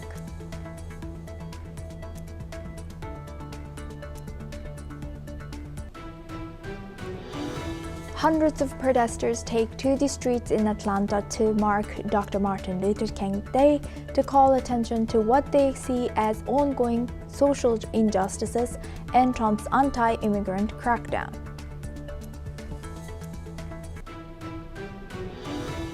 At the World Economic Forum in Davos, a meeting was held between Oman's economy minister, Dr. Said Mohammed Al-Sakri, and Hong Kong's Financial Secretary Paul Chan-mo-po. They have said that financial market connectivity between Hong Kong and Oman could boost mutual growth and called for stock exchanges and regulators to explore cooperation.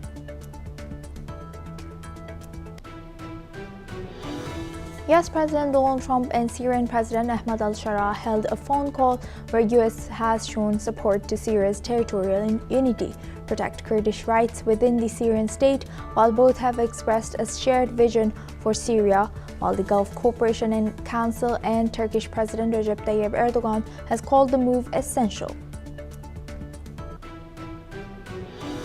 Jordan's Deputy Prime Minister and Foreign Minister Ayman Safadi held separate phone calls with Saudi Foreign Minister Prince Faisal bin Farhan and Turkish Foreign Minister Hakan Fidan to discuss regional developments, including the situation in Gaza, and to strengthen coordination. The talk comes amid ongoing regional tensions. The UAE Ministry of Defense has denied Yemeni government claims that it operated secret prisons or stored weapons at Riyadh airport in Yemen, calling the allegations as misinformation, as the UAE claims that its forces completed a full and public withdrawal from Yemen on January 2nd of this year. According to Kabul police, at least 7 people were killed and more than a dozen wounded in a suicide bomb attack at a Chinese restaurant in Kabul, with police confirming the dead included 1 Chinese national and 6 Afghan, while the Afghan branch of Islamic State has claimed responsibility.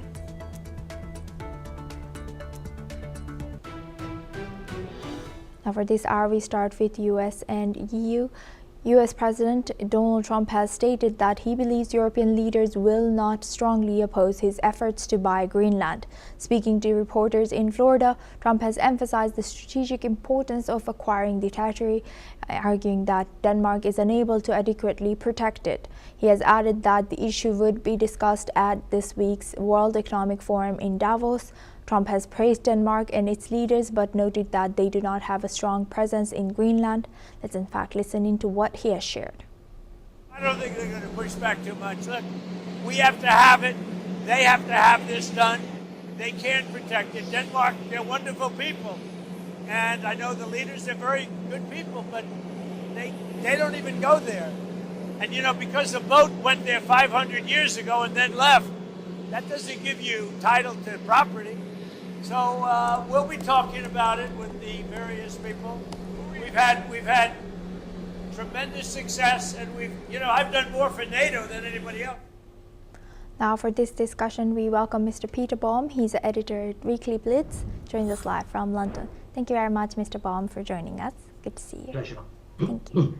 Now looking at this, as we see Trump emphasize so confidently that he thinks Europe is not going to push back on his idea of US buying or US acquiring Greenland. Is he out of touch perhaps with what is happening, what is the situation on the ground, and also how European leaders have, held on or I don't think he's out of touch, But let's just look at it to the background of why this is happening and what Trump's reaction has been and how the European leaders have so far reacted.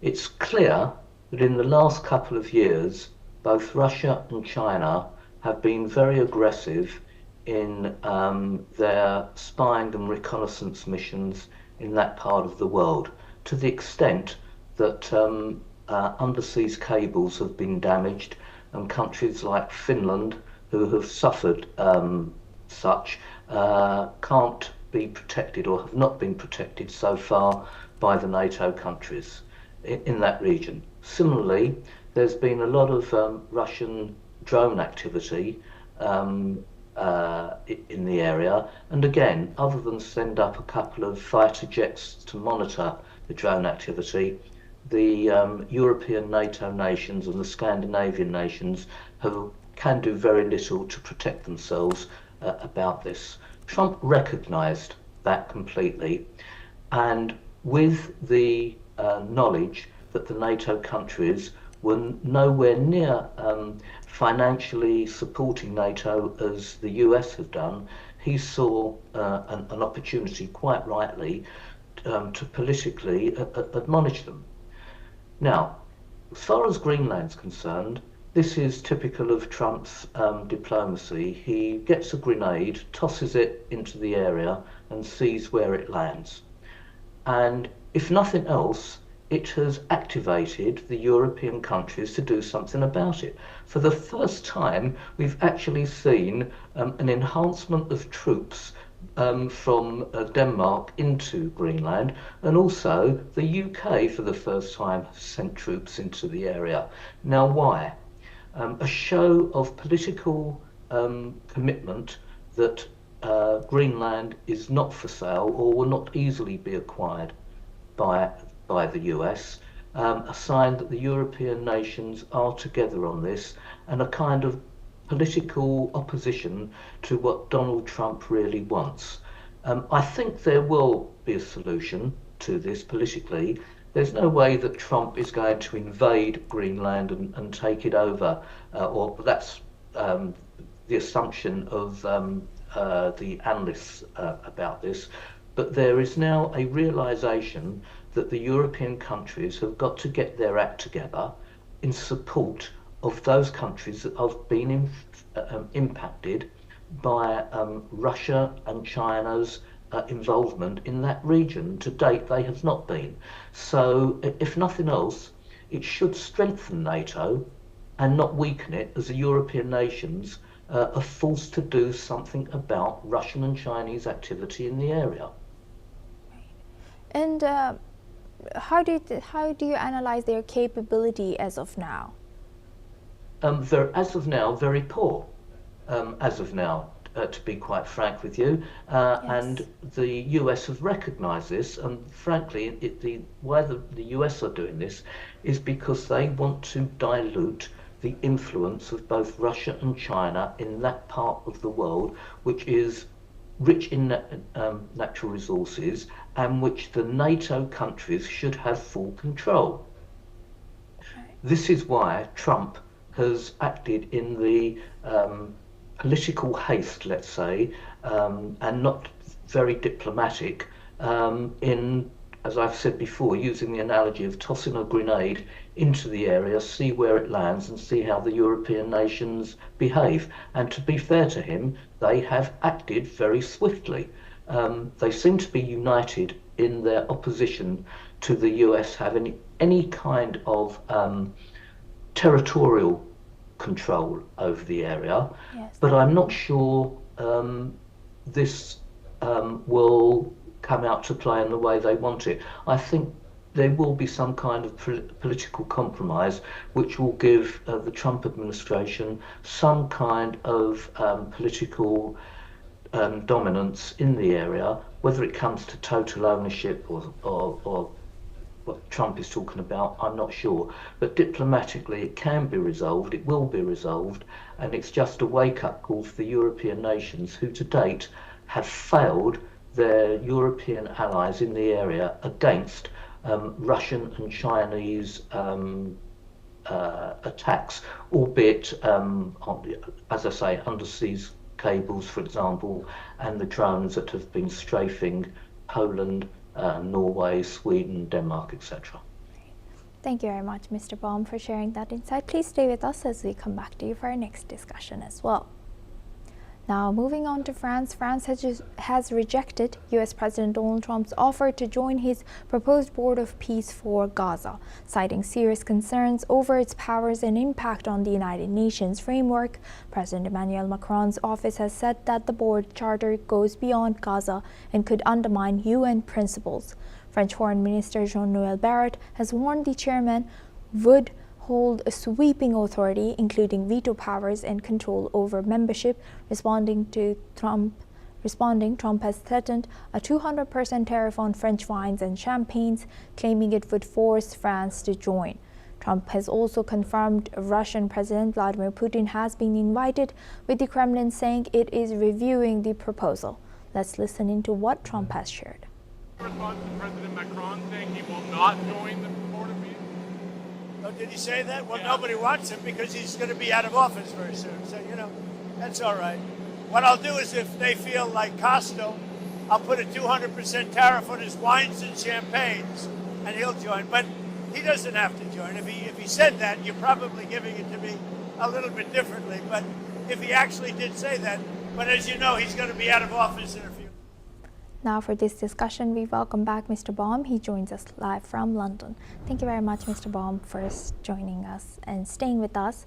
Now, looking at this, why do you think has driven France to reject this participation in the Board of Peace? And how could President Trump's threat of stiff tariffs once again be effective? Yeah. It's very interesting that the reason that Macron gave for not joining the Board of Peace was because, and I quote, it may be undermining UN principles. The fact that France have been undermining UN principles in in Africa, for example, for decades, he seems to have forgotten. No, the French rejection is clearly a snub to Trump because of what Trump is doing in Greenland. Trump is correct that if there were a general election now in France, Macron would probably not be voted in. And I guess Macron sees his strong opposition to Trump as appealing to the domestic base in France, which is split on Trump, but probably veers towards an anti-Trump view. So there are a number of reasons that Macron has done this, but it really is for the domestic audience rather than for the greater good, which is to ensure that peace continues in Gaza.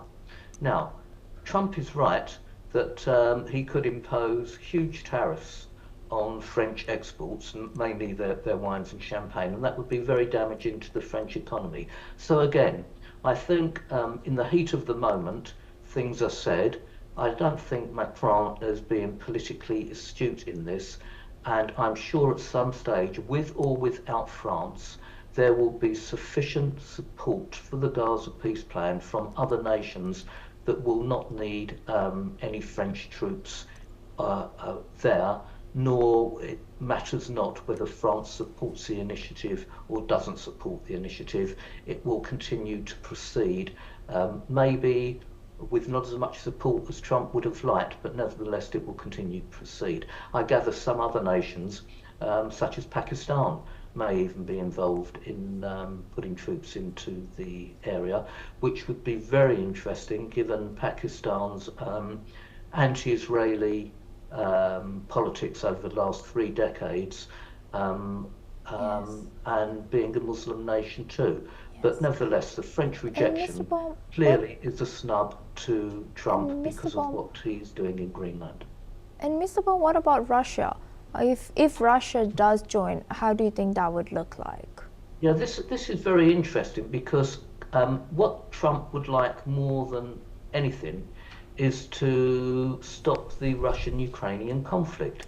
And by reaching out to Putin to join this peace plan, and bearing in mind how much influence Russia has lost in the area with the overthrow of the Assad regime, for example, and possibly the overthrow of the Iranian regime, we're yet to see how that plays out, that would give Russia a foothold, albeit a small foothold, to gain some kind of influence in the region. So I think politically it's an interesting move on behalf of Trump, and it will. And from what I understand, Russia to date have not rejected the idea. So that's on hold, and we'll wait and see. But I think it's a very smart move by Trump politically, and it would be very interesting to see how Putin reacts to it. With that, I would like to thank Mr. Peter Baum for joining us today and sharing that insight throughout our news. Thank you very much. Now we move on to North America. Mexican President Claudia Sheinbaum has said that the U.S. military aircraft that landed in central Mexico was pre-authorized in October 2025 by Mexican authorities for training. Sheinbaum has added that no military overt flights were carried out over Mexican territory. Let's listen in. Ni tropas de Estados Unidos, ni mucho menos.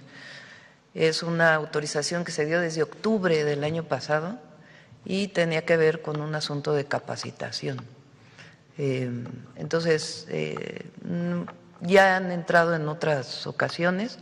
La diferencia es que ahora entraron al avión de Toluca, que justamente pregunté cuál fue esta razón, tuvieron sus motivos, pero no es algo, digamos, excepcional que se haga, sino que se había acordado desde octubre y son tareas logísticas. Now, according to reports, the FAA has warned airlines to exercise caution when flying over Mexico, Central America, and parts of South America due to the risks of potential military activities and GPS interference. However, Mexico has responded by saying that it was only a precaution and did not restrict Mexican airspace or airlines. Meanwhile, Mexican President Claudia Sheinbaum has responded. Let's listen in. Desde inmediato fue alertado tanto Relaciones Exteriores como Secretaría de la Defensa Nacional, que es que tiene que autorizar la entrada de cualquier aeronave a territorio mexicano, y se estuvo en comunicación con la embajada para poder conocer exactamente qué es lo que estaban planteando, igual que el caso de la Secretaría de Comunicaciones y Transportes, de Infraestructura, Comunicaciones y Transportes, que es la que tiene la relación con la FAA. Nos tardamos en el comunicado hasta no tener la certeza, en efecto, de que no había ningún sobrevuelo. Now for this discussion, we welcome retired Major General Gigi Dwivedi. He's a defense analyst, joins us live from New Delhi. Thank you very much, Major General, for joining us once again. Thank you, Suma. Always a pleasure. Thank you. Major General, what do you think, what strategic message is Mexico sending by this? And also, why might the Mexican government emphasize that the U.S. military aircraft landing was pre-authorized? What's the situation now? Well, Suma, first and foremost, I think the concerns of Mexican people or the Mexican opposition party are genuine and well-founded, given the kind of situation that prevails in the Latin America, and more so with the American intervention in Venezuela, capturing their president. Well, it sets a very difficult and unprecedented kind of activity. Now, this issue of Americans' forces doing access very close to the Mexican border, actually it has been pre-intimated, because as far as my reading of the issue is concerned, I think American had intimated in October that they'll be carrying out exercises, and that is the general protocol. And that's exactly the Mexican president, Sheinbaum, has said that they had the prior intimation about these exercises, and therefore this is as per the protocol. And one transport aircraft of America landed in the Toluca airport, which is very close to the Mexico City, Well, that caused a lot of concern and possibly some kind of rumor mongering. Now, this have been put at rest, and also the American authorities have instructed the American Air Force to take due precautions so that the Mexican airspace is not violated or there is no threat that is felt amongst the Mexican government or the Mexican people. So all I can say is that tensions are very high because of the very aggressive approach adopted by President Trump, and also along with that, President Trump has been giving threats to Mexico that in case the drug cartels are not reined in, well, there could be a direct action, and also on the Mexican-U.S. border, the security forces have been upskilled, and there's an addition 3,000 troops deployed, which takes the security personnel to 9,000. So therefore, I think there is a sense of kind of a trust deficit and also concern amongst the Mexican people at large that they should not have a situation what happened in Venezuela, and Mexican forces must be on the highest alert, Suma.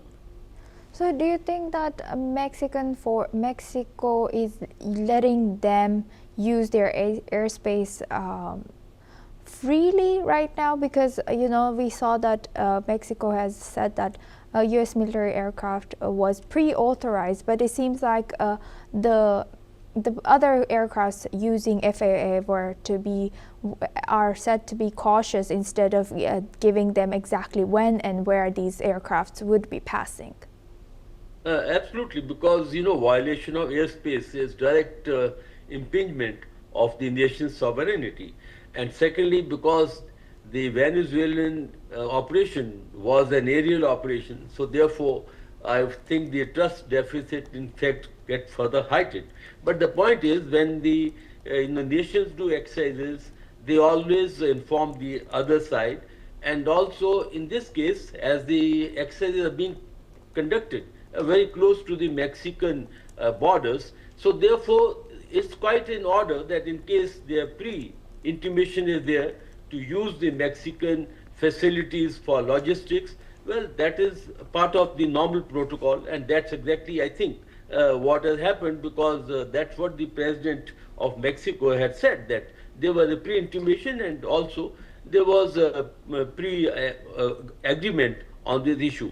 So I think that this currently, the exercises being conducted, the airspace being used or the logistic facility being used are as per the protocol, but if it is done without intimation, without prior concurrence, that will be taken as violation of the sovereignty, and that will obviously demand either diplomatic or military response. But I don't think the situation is that serious or that tense, and this will be resolved through the diplomatic means, and there should be no cause of concern as of now. But the intent can always change, because President Trump is known to act in a very, very unpredictable and mercurial fashion. Yes. So therefore, I think Mexico will have to remain on guard willy-nilly. Right. And lastly, as you highlighted, that the situation might not be as serious for now, but we never know with President Trump, and also the fact that trust is in stakes. So is Mexican leader, do you think, downplaying the stakes in publicly when mentioning about this? And if so, why would that be? Well, Suma, when we talk of security, we talk at two levels. One is the diplomatic level and one is the military preparation per se. So this statement by the President of Mexico is to tone down the tension and also tone down the rhetorics. But at the same time, the defense forces always prepare for the worst contingency. So I'm sure the Mexican forces would be planning in case of any unforeseen eventuality. That's done on the ground, and that is not in the public domain. But the diplomatic interaction or overtures or statement are in public domain. So therefore, I think the President Sheinbaum has likely tried to assuage the feelings of the public at large, but at the same time, I am sure the Mexican forces will be on full alert to obviate any unforeseen eventuality. Asuma. With that, I would like to thank retired Major General G.G. Dwivedi, retired war veteran and also current Professor of International Relations and Strategic Studies. Thank you very much. Now we move on to Indonesia. Indonesia's rupiah has reached a record low, dropping to 16,985 per US dollar. This comes amid growing concerns from investors over the independence of the central bank. The currency has fallen nearly 2% in January and 3.5% in 2025. Meanwhile, the drop follows President Prabowo Subianto's nomination of his nephew, Thomas Dijiwandono, for the Bank Indonesia's Board of Governors. According to reports, as concerns rise over the widening budget deficit and the country's fiscal health, the central bank is expected to keep interest rates steady in its upcoming policy meeting. However, the nomination has been raising fears of potential pressure on Bank Indonesia's independence, adding to the economic instability. Now we move on to Taiwan. Taiwanese Vice Premier Chang Li-chun has said that Taiwan aims to become a close strategic artificial intelligence partner with the United States, as the deal will be reducing tariffs and boost Taiwanese investment in the country. Meanwhile, U.S. President Donald Trump's administration has pushed Taiwan, on a major semiconductor producer, to invest more in the U.S., specifically in making the chips that are powering the trend towards AI. The trade deal has clinched to cut tariffs on many of the semiconductor powerhouses, exports, and directs new investments in the U.S. technologies industry. U.S. Commerce Secretary Howard Lutnick has said that Taiwanese companies will invest $250 billion to increase production of semiconductors, energy, and artificial intelligence in the U.S. That includes $100 billion already committed by chipmaker TSMC in 2025. With more to come. Let's listen into what Vice Premier has shared. 我们希望要落实总统所提出来的两大战略目标，一是平衡台美贸易逆差，二是我们要从贸易逆差的谈判进一步升级为能够建构未来台美在高科技产业合作的战略伙伴关系。这并不是供应链外移而是支持我国的高科技产业以加法甚至以乘法来延伸产业的实力来扩大在美国的有利的。That's all we have time for. Keep watching News6 World for more news updates from around the world.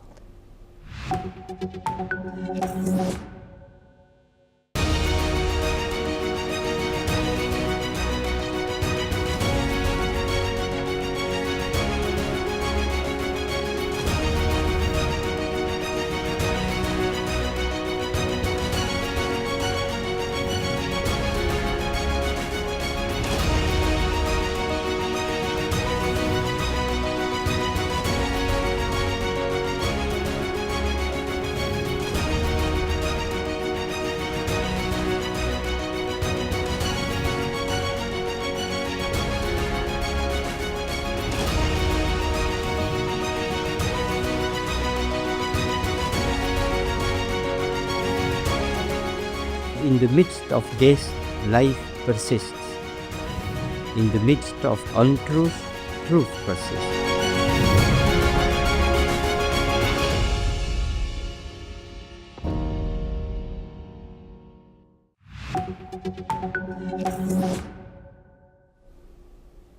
Hello and welcome. I'm Asuma Katauka and you're watching the World Report on News6 World. Let's take a look at the top headlines of this hour. Australia is poised to pass new laws to enable a national gun buyback and tighten background checks for gun licenses in response to the country's worst mass shooting in decades at a Jewish festival last month.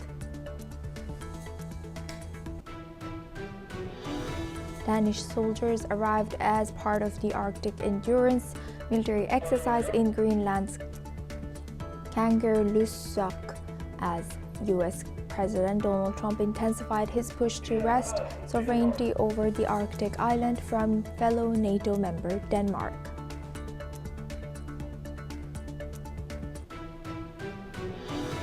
Hundreds of protesters take to the streets in Atlanta to to mark Dr. Martin Luther King Day and call attention to what they see as ongoing social injustices and Trump's anti-immigrant crackdown.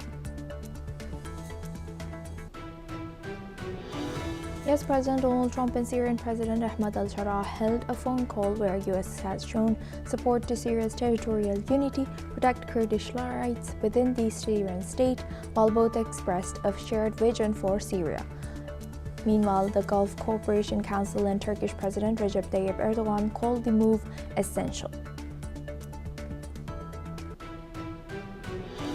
Jordan's Deputy Prime Minister and Foreign Minister Ayman Safadi held a separate phone call with Saudi Foreign Minister Prince Faisal bin Farhan and Turkish Foreign Minister Hakan Fidan to discuss regional developments, including the situation in Gaza, and to strengthen coordination. The talk comes amid ongoing regional tensions. The UAE Ministry of Defense has denied Yemeni government claims that it operated secret prisons or stored weapons at Riyadh airport in Yemen, calling the allegation as misinformation, as the UAE claims that its forces completed a full and public withdrawal from Yemen on January 2nd of this year. According to Kabul police, at least 7 people were killed and more than a dozen wounded in a suicide bomb attack at a Chinese restaurant in Kabul, with police confirming the dead included 1 Chinese national and 6 Afghan, while the Afghan branch of Islamic State has claimed responsibility. Taiwan aims to build a democratic high-tech supply chain with the United States and form a strategic AI partnership under the new Tariffs deal it sealed with Washington last week, according to Taiwan's Vice Premier Chang Li-chun.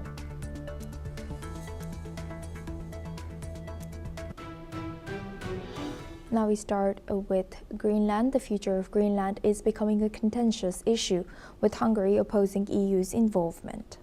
Hungarian Foreign Minister Peter Szijjártó stated that the matter should remain a bilateral issue between the US and Denmark. His comments come as US President Donald Trump continues his push for Greenland's sovereignty despite Denmark's opposition.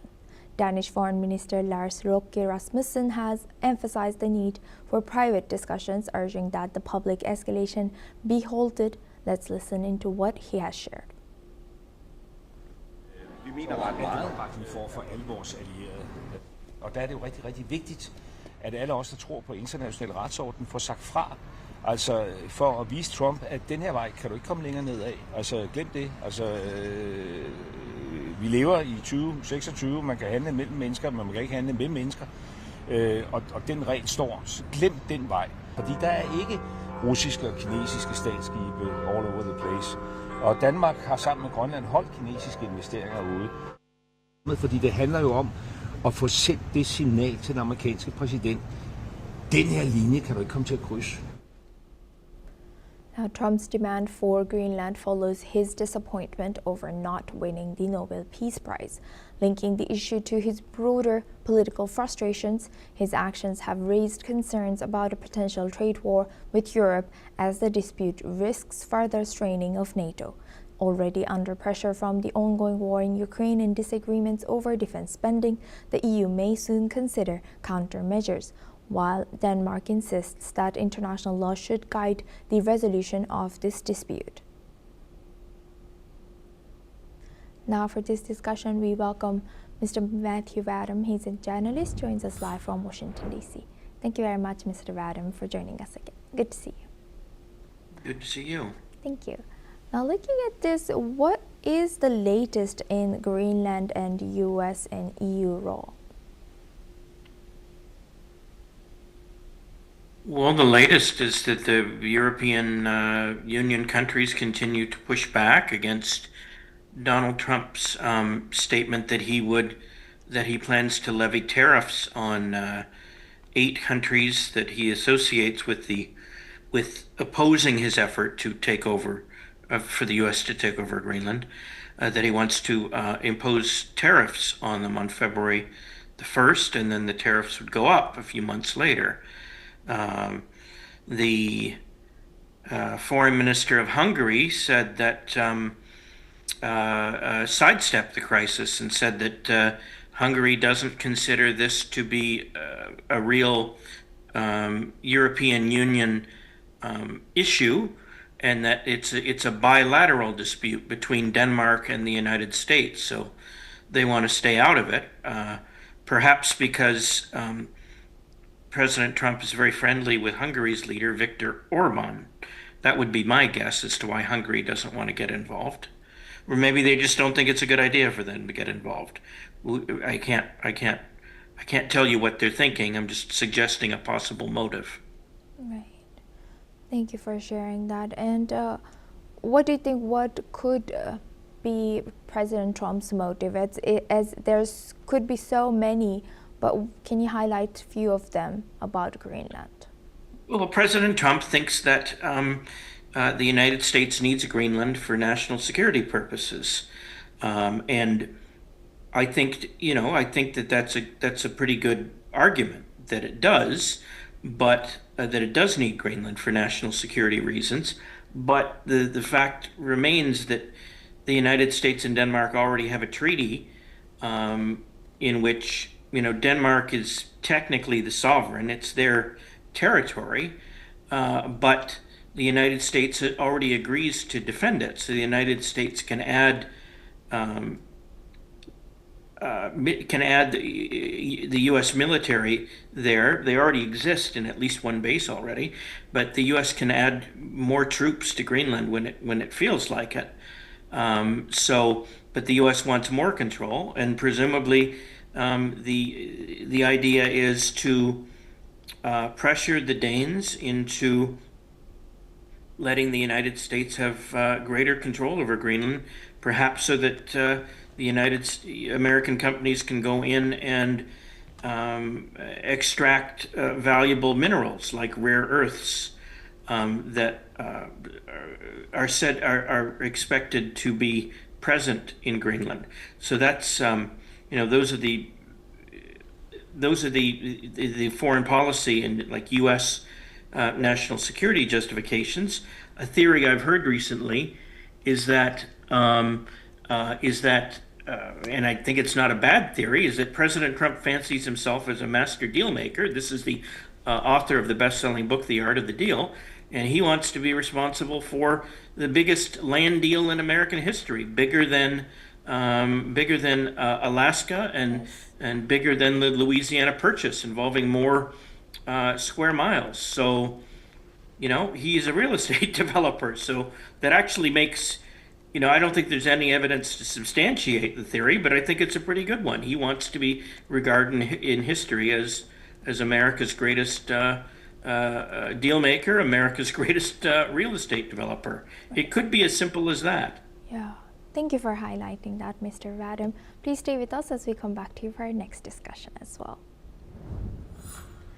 Now, focusing on to the World Economic Forum. The World Economic Forum in Davos has begun with over 3,000 delegates from 130 countries in attendance, including 64 heads of state and government. However, Borge Brente, the president of the World Economic Forum, has hailed the moment as historic, acknowledging both uncertainty and opportunity as global leaders gather. Meanwhile, the event's agenda has been overshadowed by U.S. President Donald Trump's controversial policy moves, including his demands for the U.S. to take over Greenland. As European leaders take center stage, protests have erupted outside, with Amnesty International accusing European governments of appeasing global strong men like Trump and Putin. Let's listen into what the president of World Economic Forum has shared. We're really honored to have you join us at the start of such an important week. A week that promises to be both enriching and transformative, and comes at a historic moment as our world undergoes profound changes. It's a moment of uncertainty, but also possibility. Not a moment to retreat, but a moment to rise.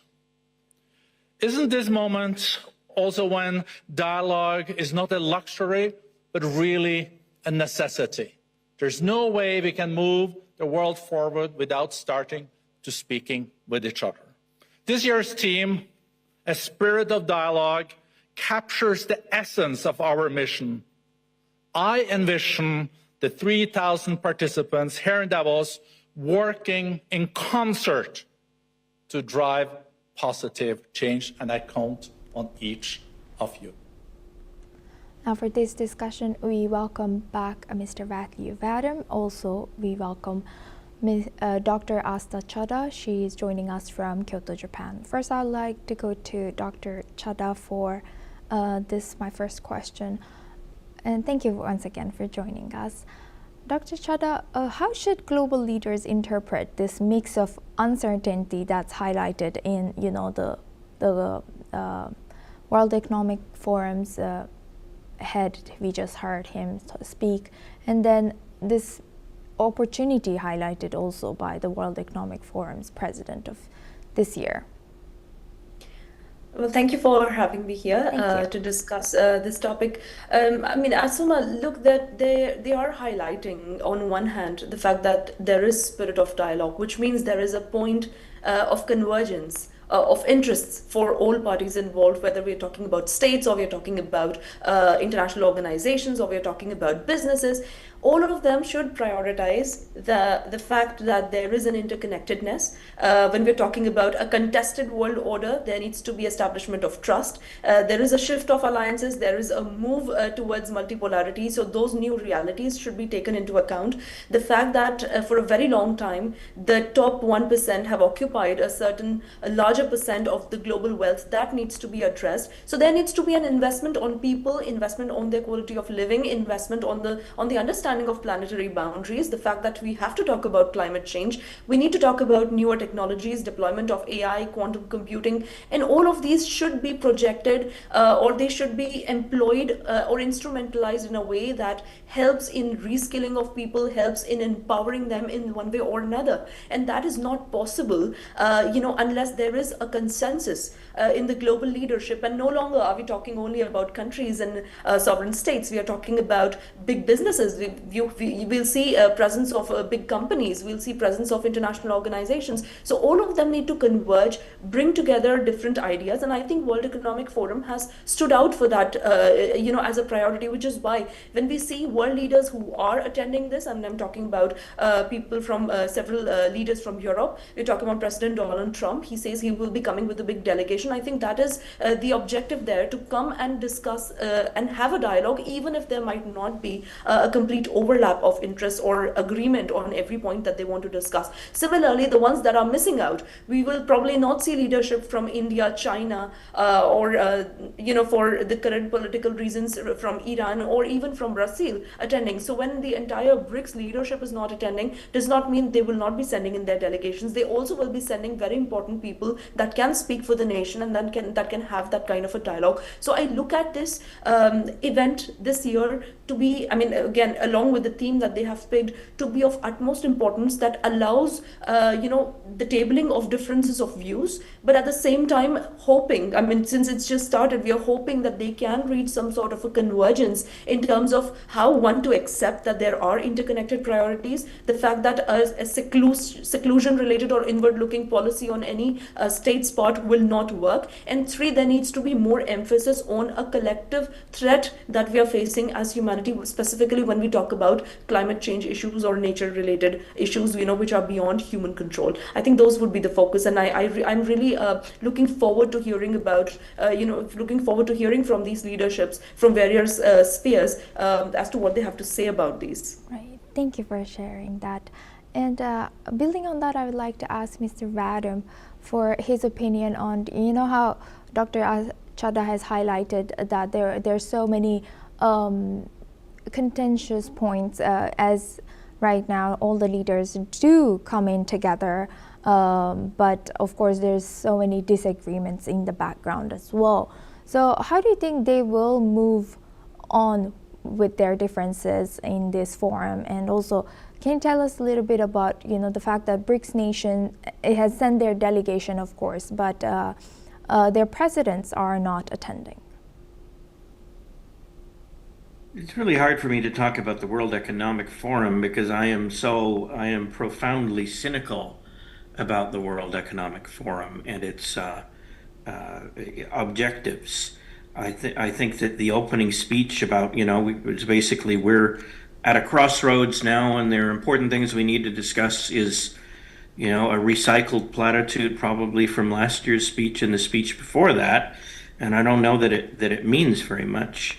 And I think that the professor has pointed out many, possible issues that need to be discussed there.